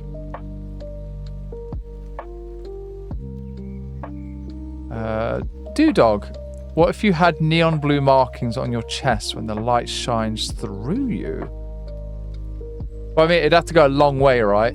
I don't know if the light would be able to shine all the way through to, you know, say the other side, but yes, you would. Neon blue markings. Yeah, you'd certainly have a glowing effect because of how strongly those markings are reflecting light. So when you apply, excuse me, oh, that Pepsi Max. Oh. Speaking of, I need a drink. Oh. Okay. Put that down. Yes, so if you have very strong markings like that, so if we quickly throw some in, say you had like neon blue. Say he had something like this coming down, and you have maybe a stronger light source, you would definitely you'd have some glow. You would see a bit of glow from that. Hello, Ultimas Gamer. Thank you for the follow. Hello, welcome. We're drawing big birds today, and I'm just starting to get into some of the detailed work. So we've been doing, you know what, I'll show you guys. For those of you who have missed, let's go all the way back. So this was the base colors we had yesterday. And then we started putting in shading, trying to get block in some key light source here. And I've exaggerated this a little bit. I think you wouldn't see quite so much, but I just wanted to play around and push it a bit. Then we got the shade layer, so we started to work in some more of the anatomical details here. Then we have blue bounce light, so I went crazy with that. And we've got some warm tones. We've got some warm tones coming up from below him. And I'm just started on the subsurface scattering, which is what we've just been talking about. So you guys are pretty much caught up. There we are. But yes, you'd have a color push where the light source would probably get a little bit more cool as it bounces around. But if in doubt, try and find some references. Try to find blue critters. Try to find blue dragons, you know. Go hunting for blue dragons. I'm sure that won't go disastrously, you know. Dewdog, or like how people have tiger stripes but only specific animals can see them. Yeah. Yes. Yeah, that's wild, that is.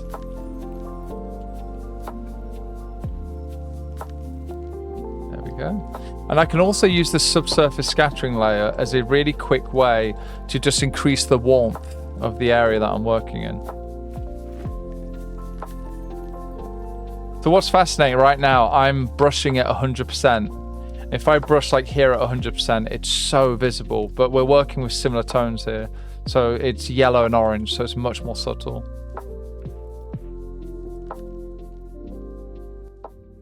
Oh, I love this step. This is really fun.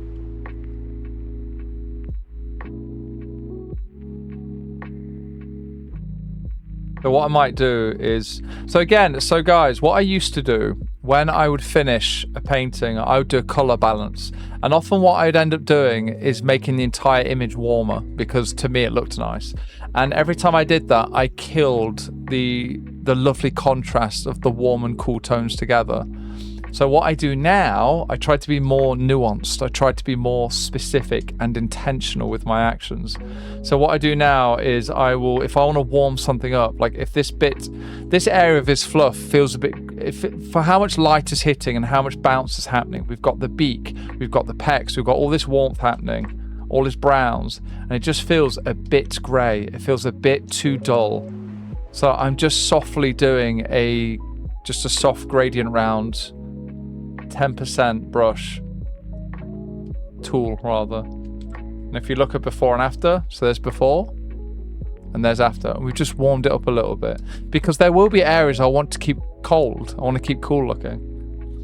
But if you apply a color balance without thinking about what you're doing, you can kind of squash and remove some of that delicious contrast that you spent time building up earlier, you know?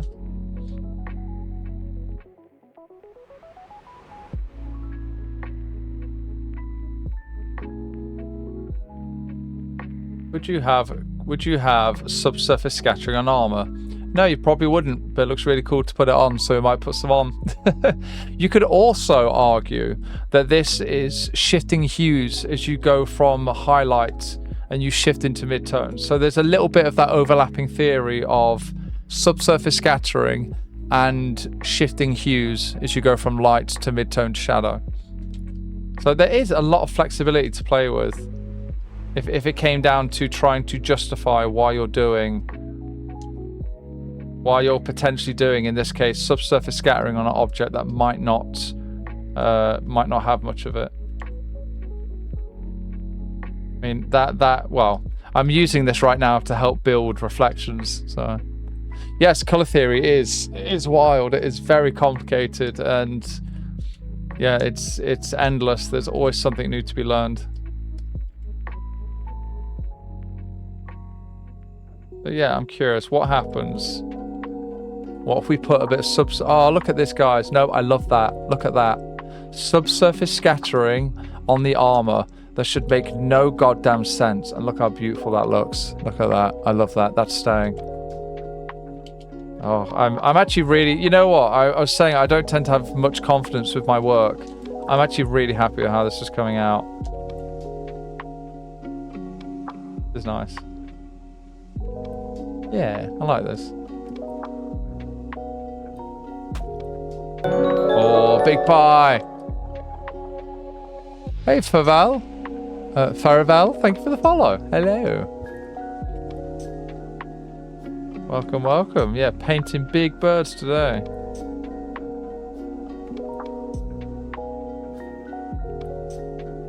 So I have experimented. Oh!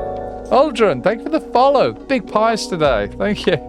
I have experimented with using selection sources to do the subsurface scattering for me, where you select all your shadow shapes you've done, you invert it, you then remove all the highlight shapes, and what you should be left with is like a thin sliver of like area, and you can contract to make the selection smaller. But again, that's good for just doing a quick slap on layer, but it's not very thoughtful. It's not, it's a bit careless, you know. Oh, Faravel, you've been watching for an hour and you forgot to follow. Oh, well, good, welcome. Yeah, guys, ring a ding, that bell, like, subscribe, follow, bits, donate today, you know, all that jazz. If you're not following, you really should. I love chatting with you guys. I love hanging out. I love to paint. Love to paint.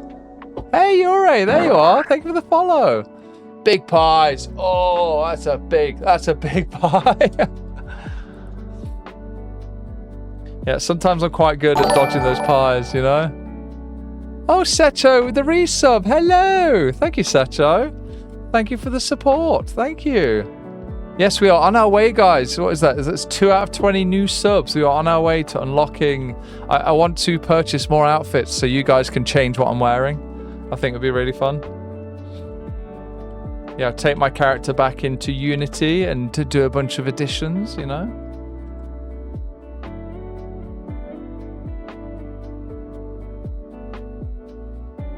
Yes, playing around with subsurface scattering right now. I love this. Just the way it looks on the armor right there. Oh, very happy with that.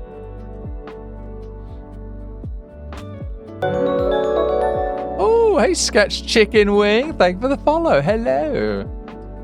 Welcome. We're drawing big birds. Big birds and big shapes today.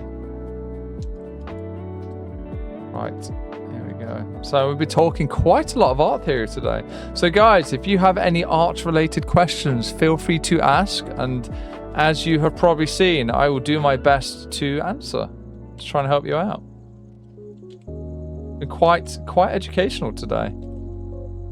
What kind of burp? So this is a griffin. Here we go. So he's got big wings. He's got big paws, big tail, big everything. Big sword. Yeah. So they've been having fun with the details on the sword. There we go. Big bird.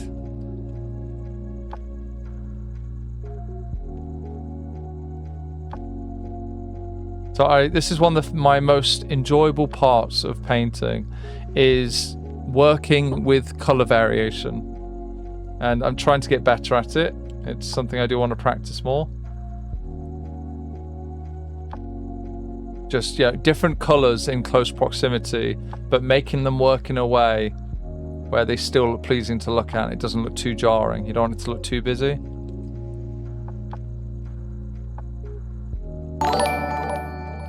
Oh, big. Oh, hello.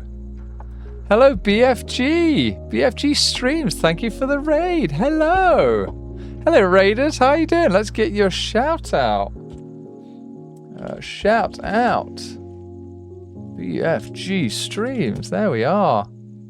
How you doing? Thank you. Thank you for bringing the community over. How you guys doing? Hello. I'm Danza Dragon. I am a full-time furry artist. Oh, hydrate. Yeah, I'm a full-time furry artist and a gamer. And I love painting. And here we are. We are painting today, guys. And we're chilling. We're hanging out. We're having a good time. I'm a chatty dragon. I've been doing this. I've been drawing for a long time, but I've been streaming for about a month. So it's good fun. It's really good to be here. Hello. How you doing, BFG? Yeah, yes, Ice Wolf. Yeah. Ice Wolf. Yeah, I keep calling you BFG just because it's your Twitch name, all right? Yeah, I will try to remember that. But, it's either Ice Wolf or BFG. I'll try to remember Ice Wolf. Oh, the Steam group. Cool. Okay. Very nice. Yeah, how have you been? What were you doing? What were you streaming? You playing games? Are you drawing? What have you been doing? What have you been up to? Oh, hey again, Devon. Hello. Yes, Warwick. Big muscles. Big bird with big muscles. Absolutely. So I'm just working on getting really nitpicky about some shapes here. Hey, Raz. Hello. Thank you for the follow. Welcome. I'm getting all nitpicky about the shapes of these shadows here. Again, we are hunting for delicious shapes, chat. We are trying to make some nice patterns. Right, what layer is this on? Oh, that might be a base color. Oh, that's a base color messing about. Okay, yeah, it is. All right.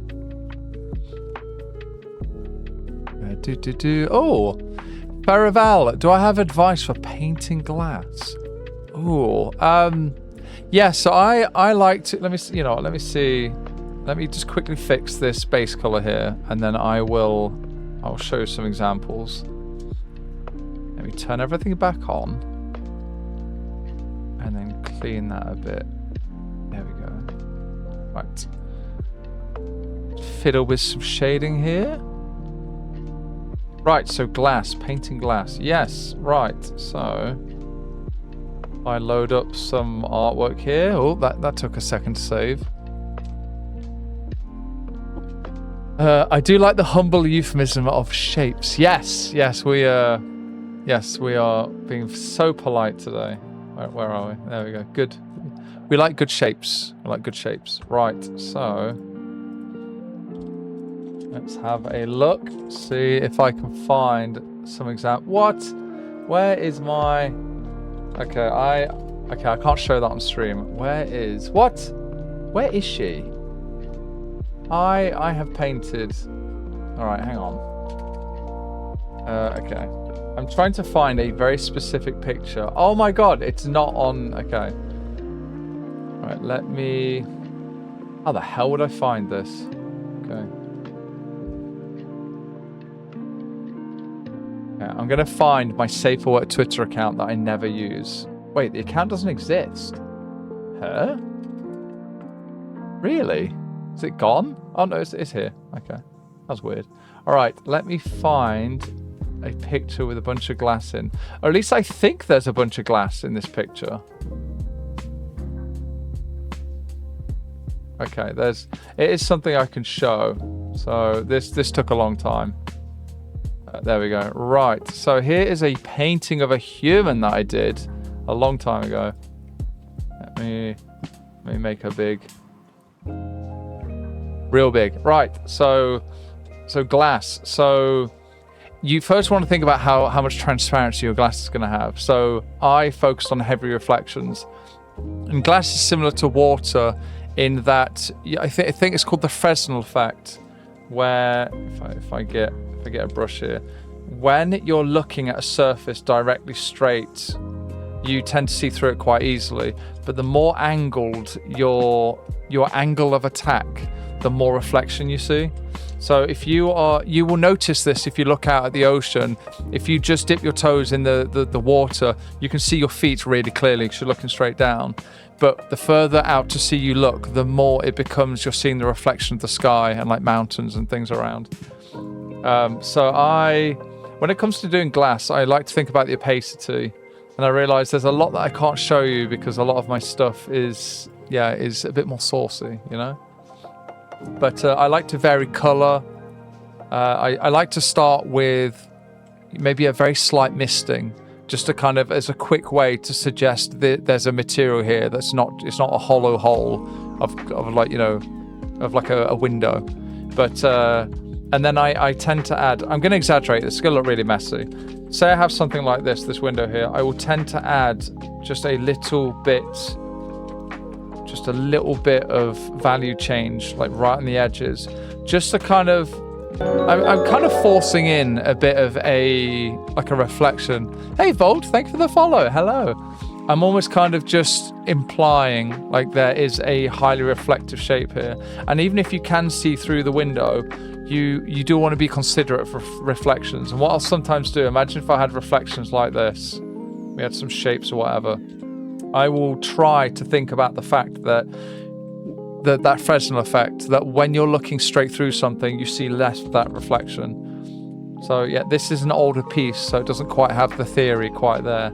But down here would be less reflective than up here. So it'd be like this, because you're seeing more through the building. And you can do that if you work digitally. You could pop a layer on top and you could paint the interior. You could quickly paint the interior and then you could put a layer mask on that interior you just painted and gently erase away and just soften away.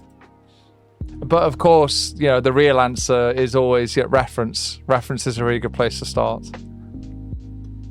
Hey Zippy, yeah, doing very good, thank you. How about you? How has your day been going? What have you been doing? Hey Harry, how you doing?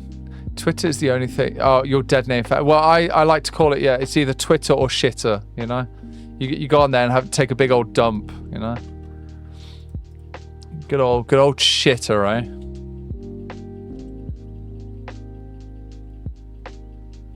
So, yes, as I was talking earlier about color balance, if I color balance this entire painting to warm, I would lose the contrast of like the blue and the orange here. You start to push them together. So you have to be careful. You have to be really considerate and careful. But guys, you know what you can do? You can do a color balance layer and then apply a layer mask to that color balance layer. Gradient erase everything away, like we've done earlier with these layers here. And then start to carefully brush back in where you'd like to have your colors a bit closer. Volt, dude, I love how your draconian looks. Thank you. Hello. Yes. Yeah, good to see you in the chat. Yeah. Thank you again for the follow. Zitter, shitter. Yeah. Zitter sometimes, which sounds close. Zitter. Oh, it sounds like a product, like an anti-acne product. Try new. Are you breaking out an acne covered? Try new Zitter. It'll bleach your face and your opinions will become terrible. Try Zitter today. Only 3 easy payments of $99.99. Volt, you're going to head off. Alrighty. Yes. Take care. I'll see you again soon. Hello, Cub. Hi. You alright? Yeah. Ah, yeah. Do you want food soon? Are you also dying of hunger like I am? Not as much. Bleh. Okay. Yeah, would you like to have a think about what we could have? Sorry there, guys. I was just talking to Cub. She has finished her stream, and we're just... What? Left. Leftovers. We have delicious pasta. I made amazing pasta, and oh no, I'm salivating thinking about it. It's really good pasta, guys. We talked about it earlier. I made my own sauce. I made my own sauce from scratch.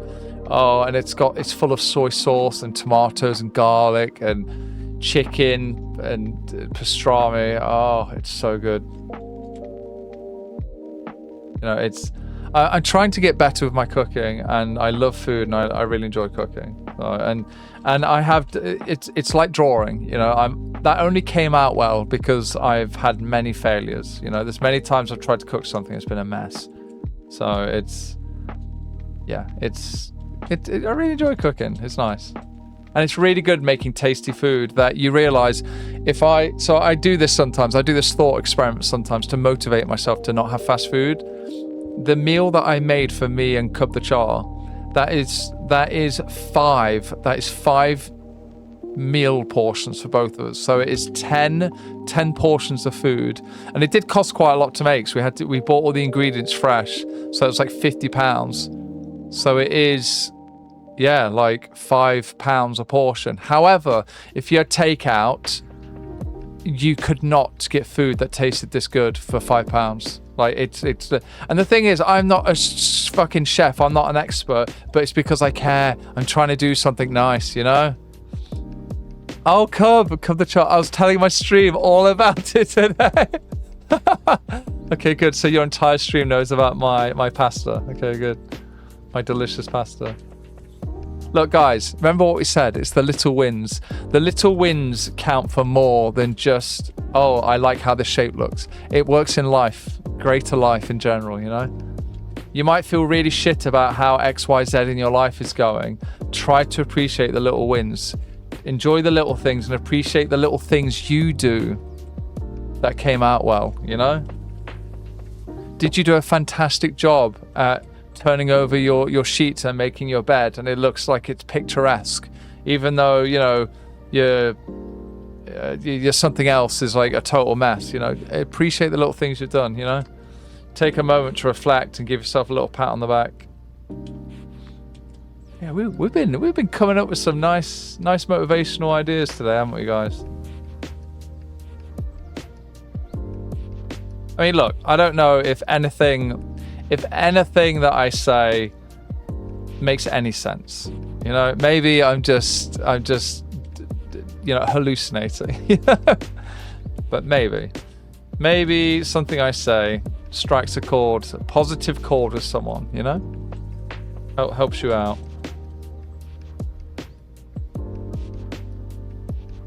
What is going? Oh, that's right. That's his base color. Okay.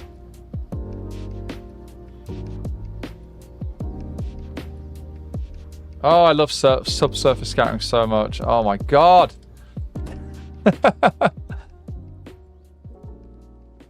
So in peak style for me, peak Danza fashion, I have spent so long doing details that I need to go get food.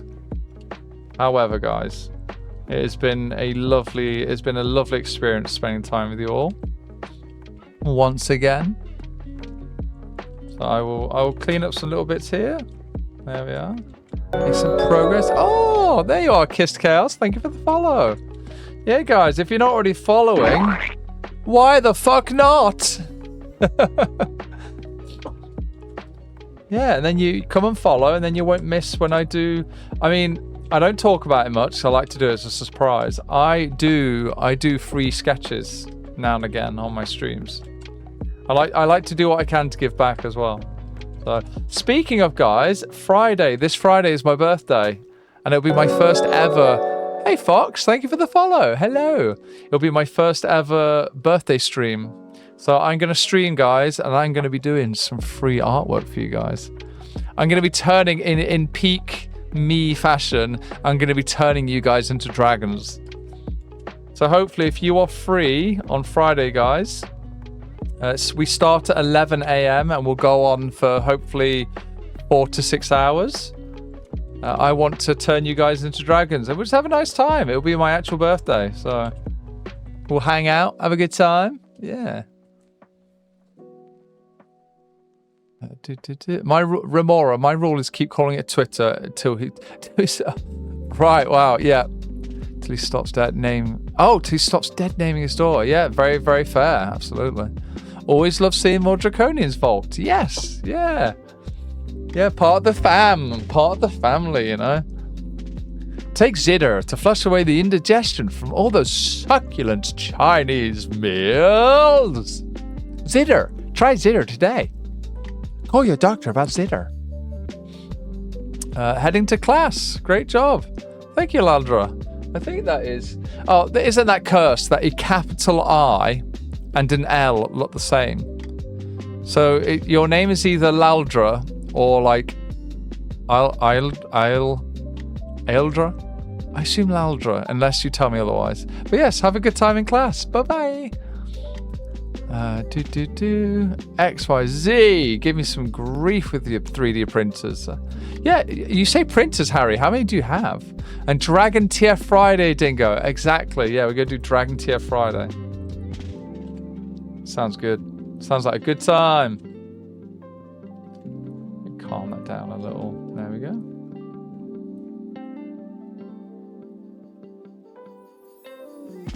Would you have subsurface scattering on a sword? I don't think so. I don't care. There we go.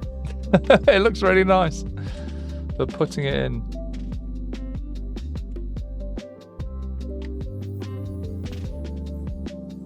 There's the hand. Oh yes, let's get this highlight shape down here.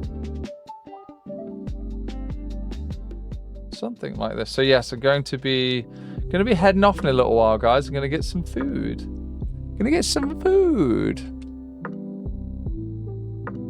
Dingo, I'll draw both. I'll draw East and Western dragons, absolutely. I'll draw both. I'll probably start with what I'm most experienced with. I'll start with the Western dragons, the thick Western boys, but absolutely we'll open things up to the variety. And you guys can send me your ref sheets when the time is right, and I'll ask. I'll probably do it as a free raffle where you can just join in. And then, like I've done before, if you guys have been to any of my streams where I do free stuff for you guys, it'll just be the same as that. It'll be the same as that, but it'll be on my birthday.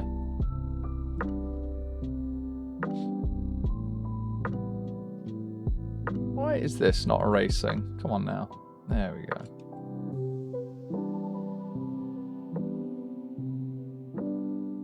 That's subsurface. There we are.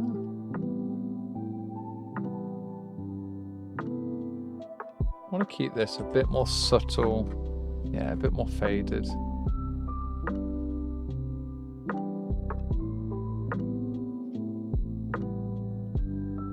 Oh, there we go. Yeah, this shape here, I just didn't like how... There's a little the shape in the abs there I didn't quite like. And just tweaking it ever so slightly, just moving it the tiniest bit, just really fix that up. Speaking of which, I think these could do with being a touch lighter as well. There we go. There we go. Okay, nice. I think that's nice. Hey, Tiger, good morning. Good afternoon for me. It's only 3 p.m. here.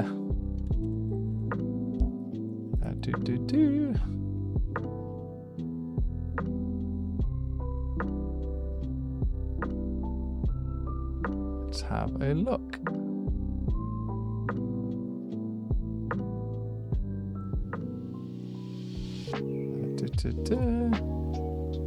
Yeah. Wait.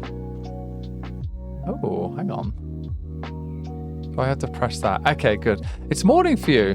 All right. Yeah. Good morning.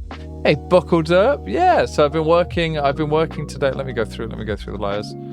So I'll catch you guys back up. So we did the base colors, the backgrounds, some of the shading yesterday. So we got up to about here. And then we've been doing some anatomy details. We've been doing some bounce light from the sky. We've been doing some warm bounce light from below.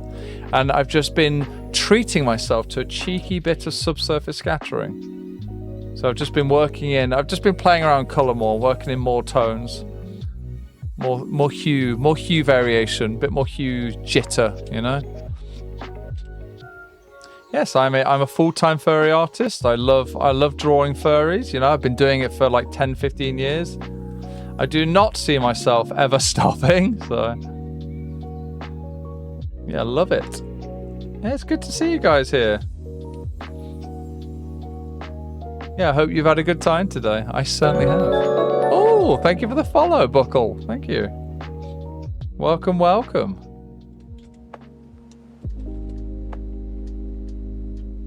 Yeah, the last painting I did on stream. Oh, big hydrate. Thank you for reminding me. That's why, guys, the reason that fucking redeem is so loud is to remind myself so I hear it to drink. Ah, goodness. Right. So that is an example of one of my sound effects that I made. I have hundreds of them, and I need to get my arse in gear and get around to big pie to actually get around to updating. So you know how I think there's an option, a button above me somewhere for the sound effects. I think it's sound alerts, and you can use bits to redeem sounds. I want to replace all those sounds with ones that I have made.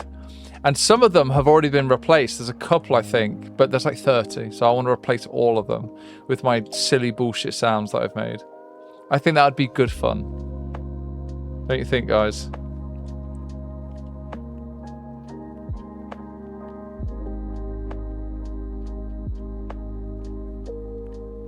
Oh, cool. Your hydrate doesn't work. Oh, I'll fix that for you. Yeah, when I'm done with the stream, I'll come down. Oh, I will troubleshoot and fix that for you. Not a problem.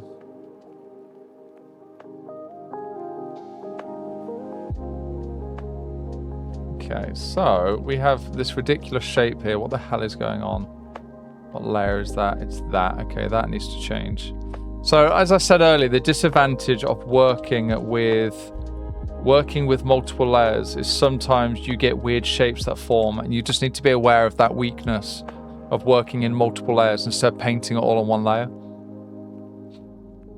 Where strange shapes will start to appear as you layer layers on top of each other. Layers. As layers are built upon each other, you have to keep in mind that sometimes they will interact in ways that do not look good artistically. So you need to be aware of that.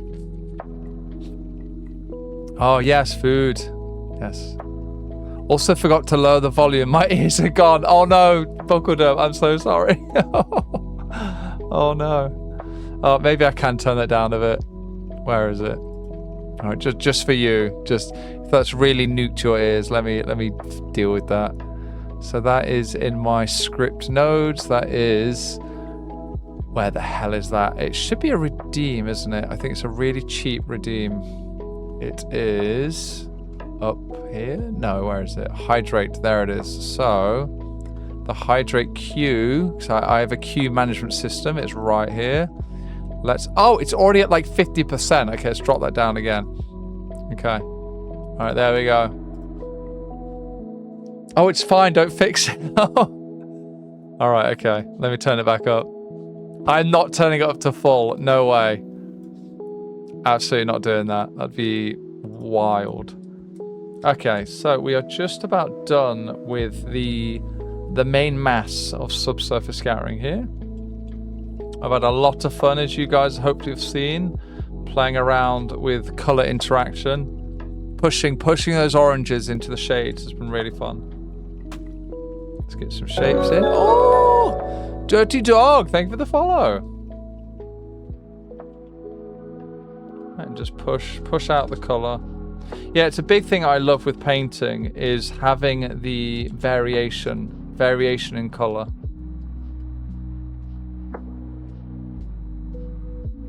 Just soften some shapes here. There we go. Probably tone some of that down. There we go. Lovely. Right. And yeah, as I said earlier, I'm adding subsurface scattering to the armor, and I probably shouldn't, but it looks really nice, so I'm keeping it. But there may be some overlap in theory between subsurface scattering and also the concept of pushing your hue from your light source, your lit area, to your midtones. Yeah, I quite like how that looks. There we are. Yeah, just like that. Yeah, it's been really fun. Do I have any encounters of people saying art is like AI? I've heard it secondhand where a couple of people have said it, and I've seen other artists where they've had people say it to them about their work, and they made a good point, which is when that slop shit steals your work, like if it looks like your work, it means that they've stolen your work, you know. So, but you know, I do stuff like this where it's all made live on stream. So, but no, to be fair, it's very rare. I think I've only had one person say that, and it was them saying someone else said it. And I politely asked them, like, why? Why do you think that?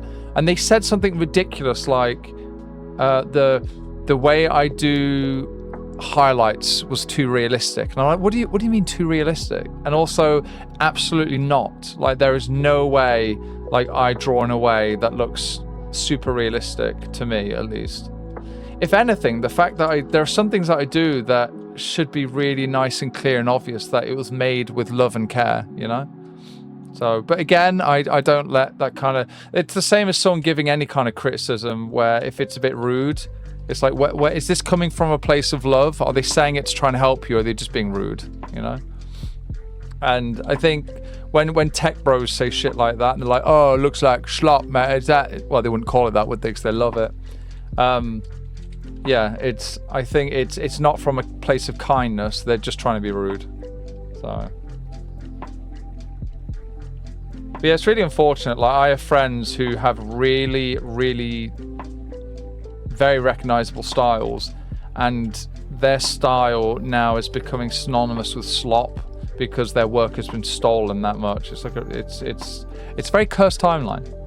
But hopefully, guys, all that shit will start going away when these companies start going bankrupt, when they start having to beg people for more and more money, and people realize what's going on. Hopefully. And even if it doesn't, even if the technology is here to stay, I hope people will appreciate real human-made art, you know? And I think streaming like this is so much fun because it's not just about the finished result, guys. You are a part of the journey. You're part of the journey with me. So, and one of the huge, lovely positives you can take from this just places more value on the experience of being involved in the human process. You know, that journey of creating art. And you guys are here. You guys are here right now. You're part of that journey. You know, this VOD will be saved. I'll pop it on YouTube at some point on my YouTube channel, Danza Draghi. Should follow if you're not already. It's tiny and small and cute, but I put all my VODs there as well. Because the videos only stay on Twitch for like a couple of weeks or something. And yeah, it's really nice being here with you guys.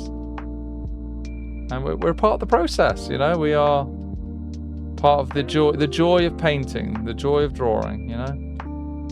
I think now more than ever we need to try to lean into the many beautiful benefits of being involved, you know, with the process of creating artwork. I'm trying to get some subsurface going on the wings. I don't know. I think I'm just doing it too... Yeah, I was just doing it too high up. Okay.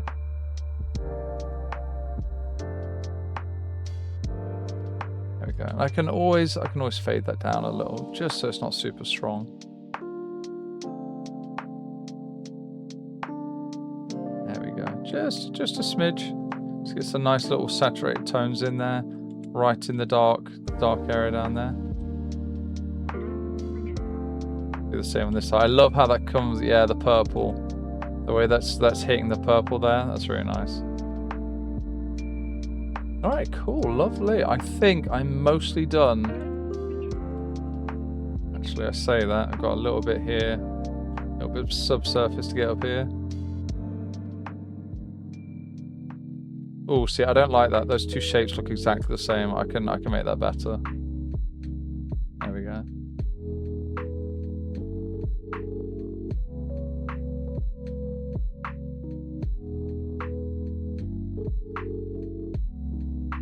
I've got a little bit more right here. There we are. Cool. I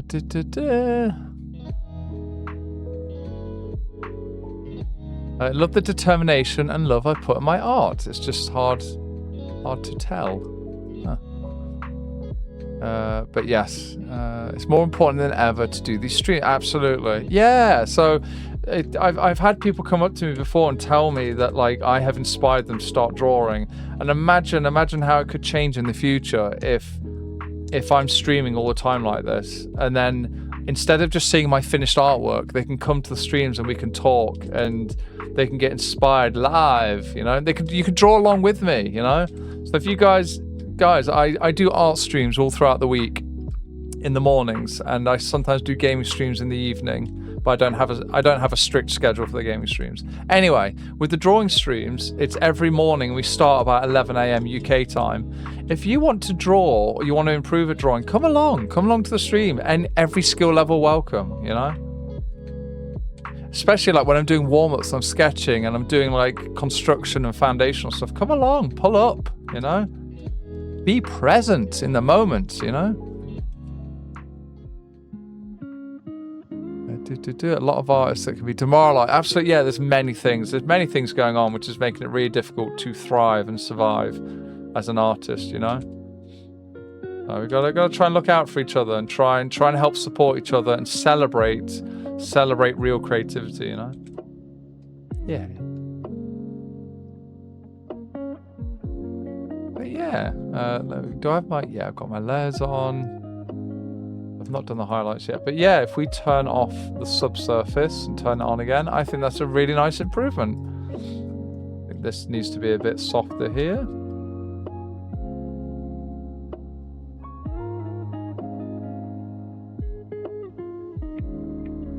Let's have a look. Subsurface off and subsurface on. Yeah, I really like that. Happy how this is coming out. Now, I need to remember to fade those wings down because I do not want these. Actually, I'll do that now before I forget. So, if I turn off the shade layer. Hey, Bluetooth, thank you for the follow. Hello. Turn off the base colors. I should be able to access the wings quite easily here.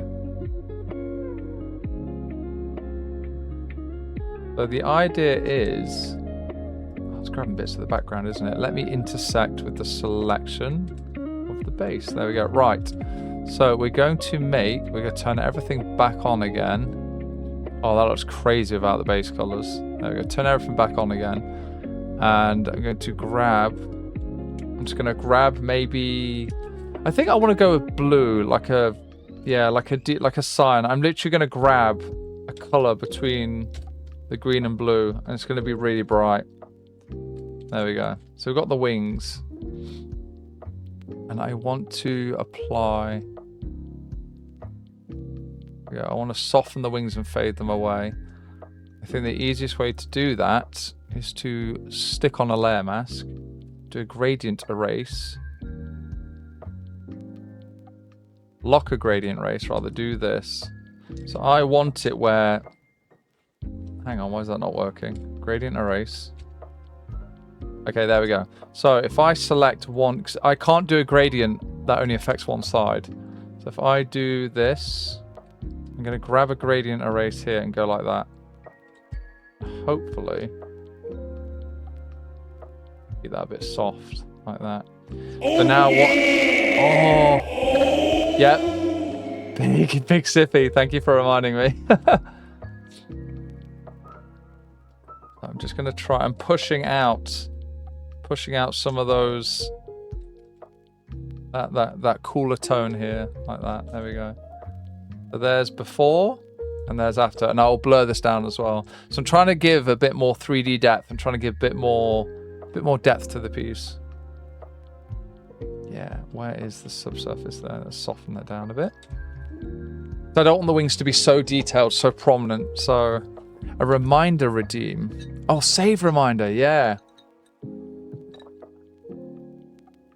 Alrighty. I think we are getting there. Yeah, we had shade 2, blue ambient.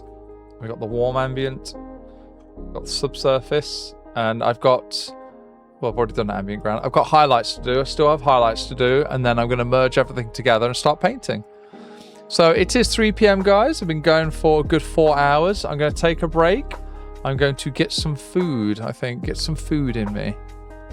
Lose progress redeem. No, don't do this to me.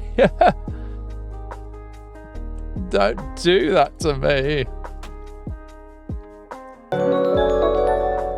Oh, thank you, Dragon. Thank you for the follow. Hello.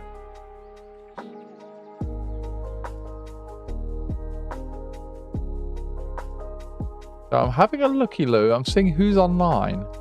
Who is online? Welcome to the Blueberry Den.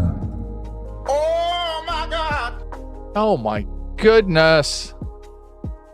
Oh, Face of Mine, thank you so much for the Prime sub. Thank you. Hello.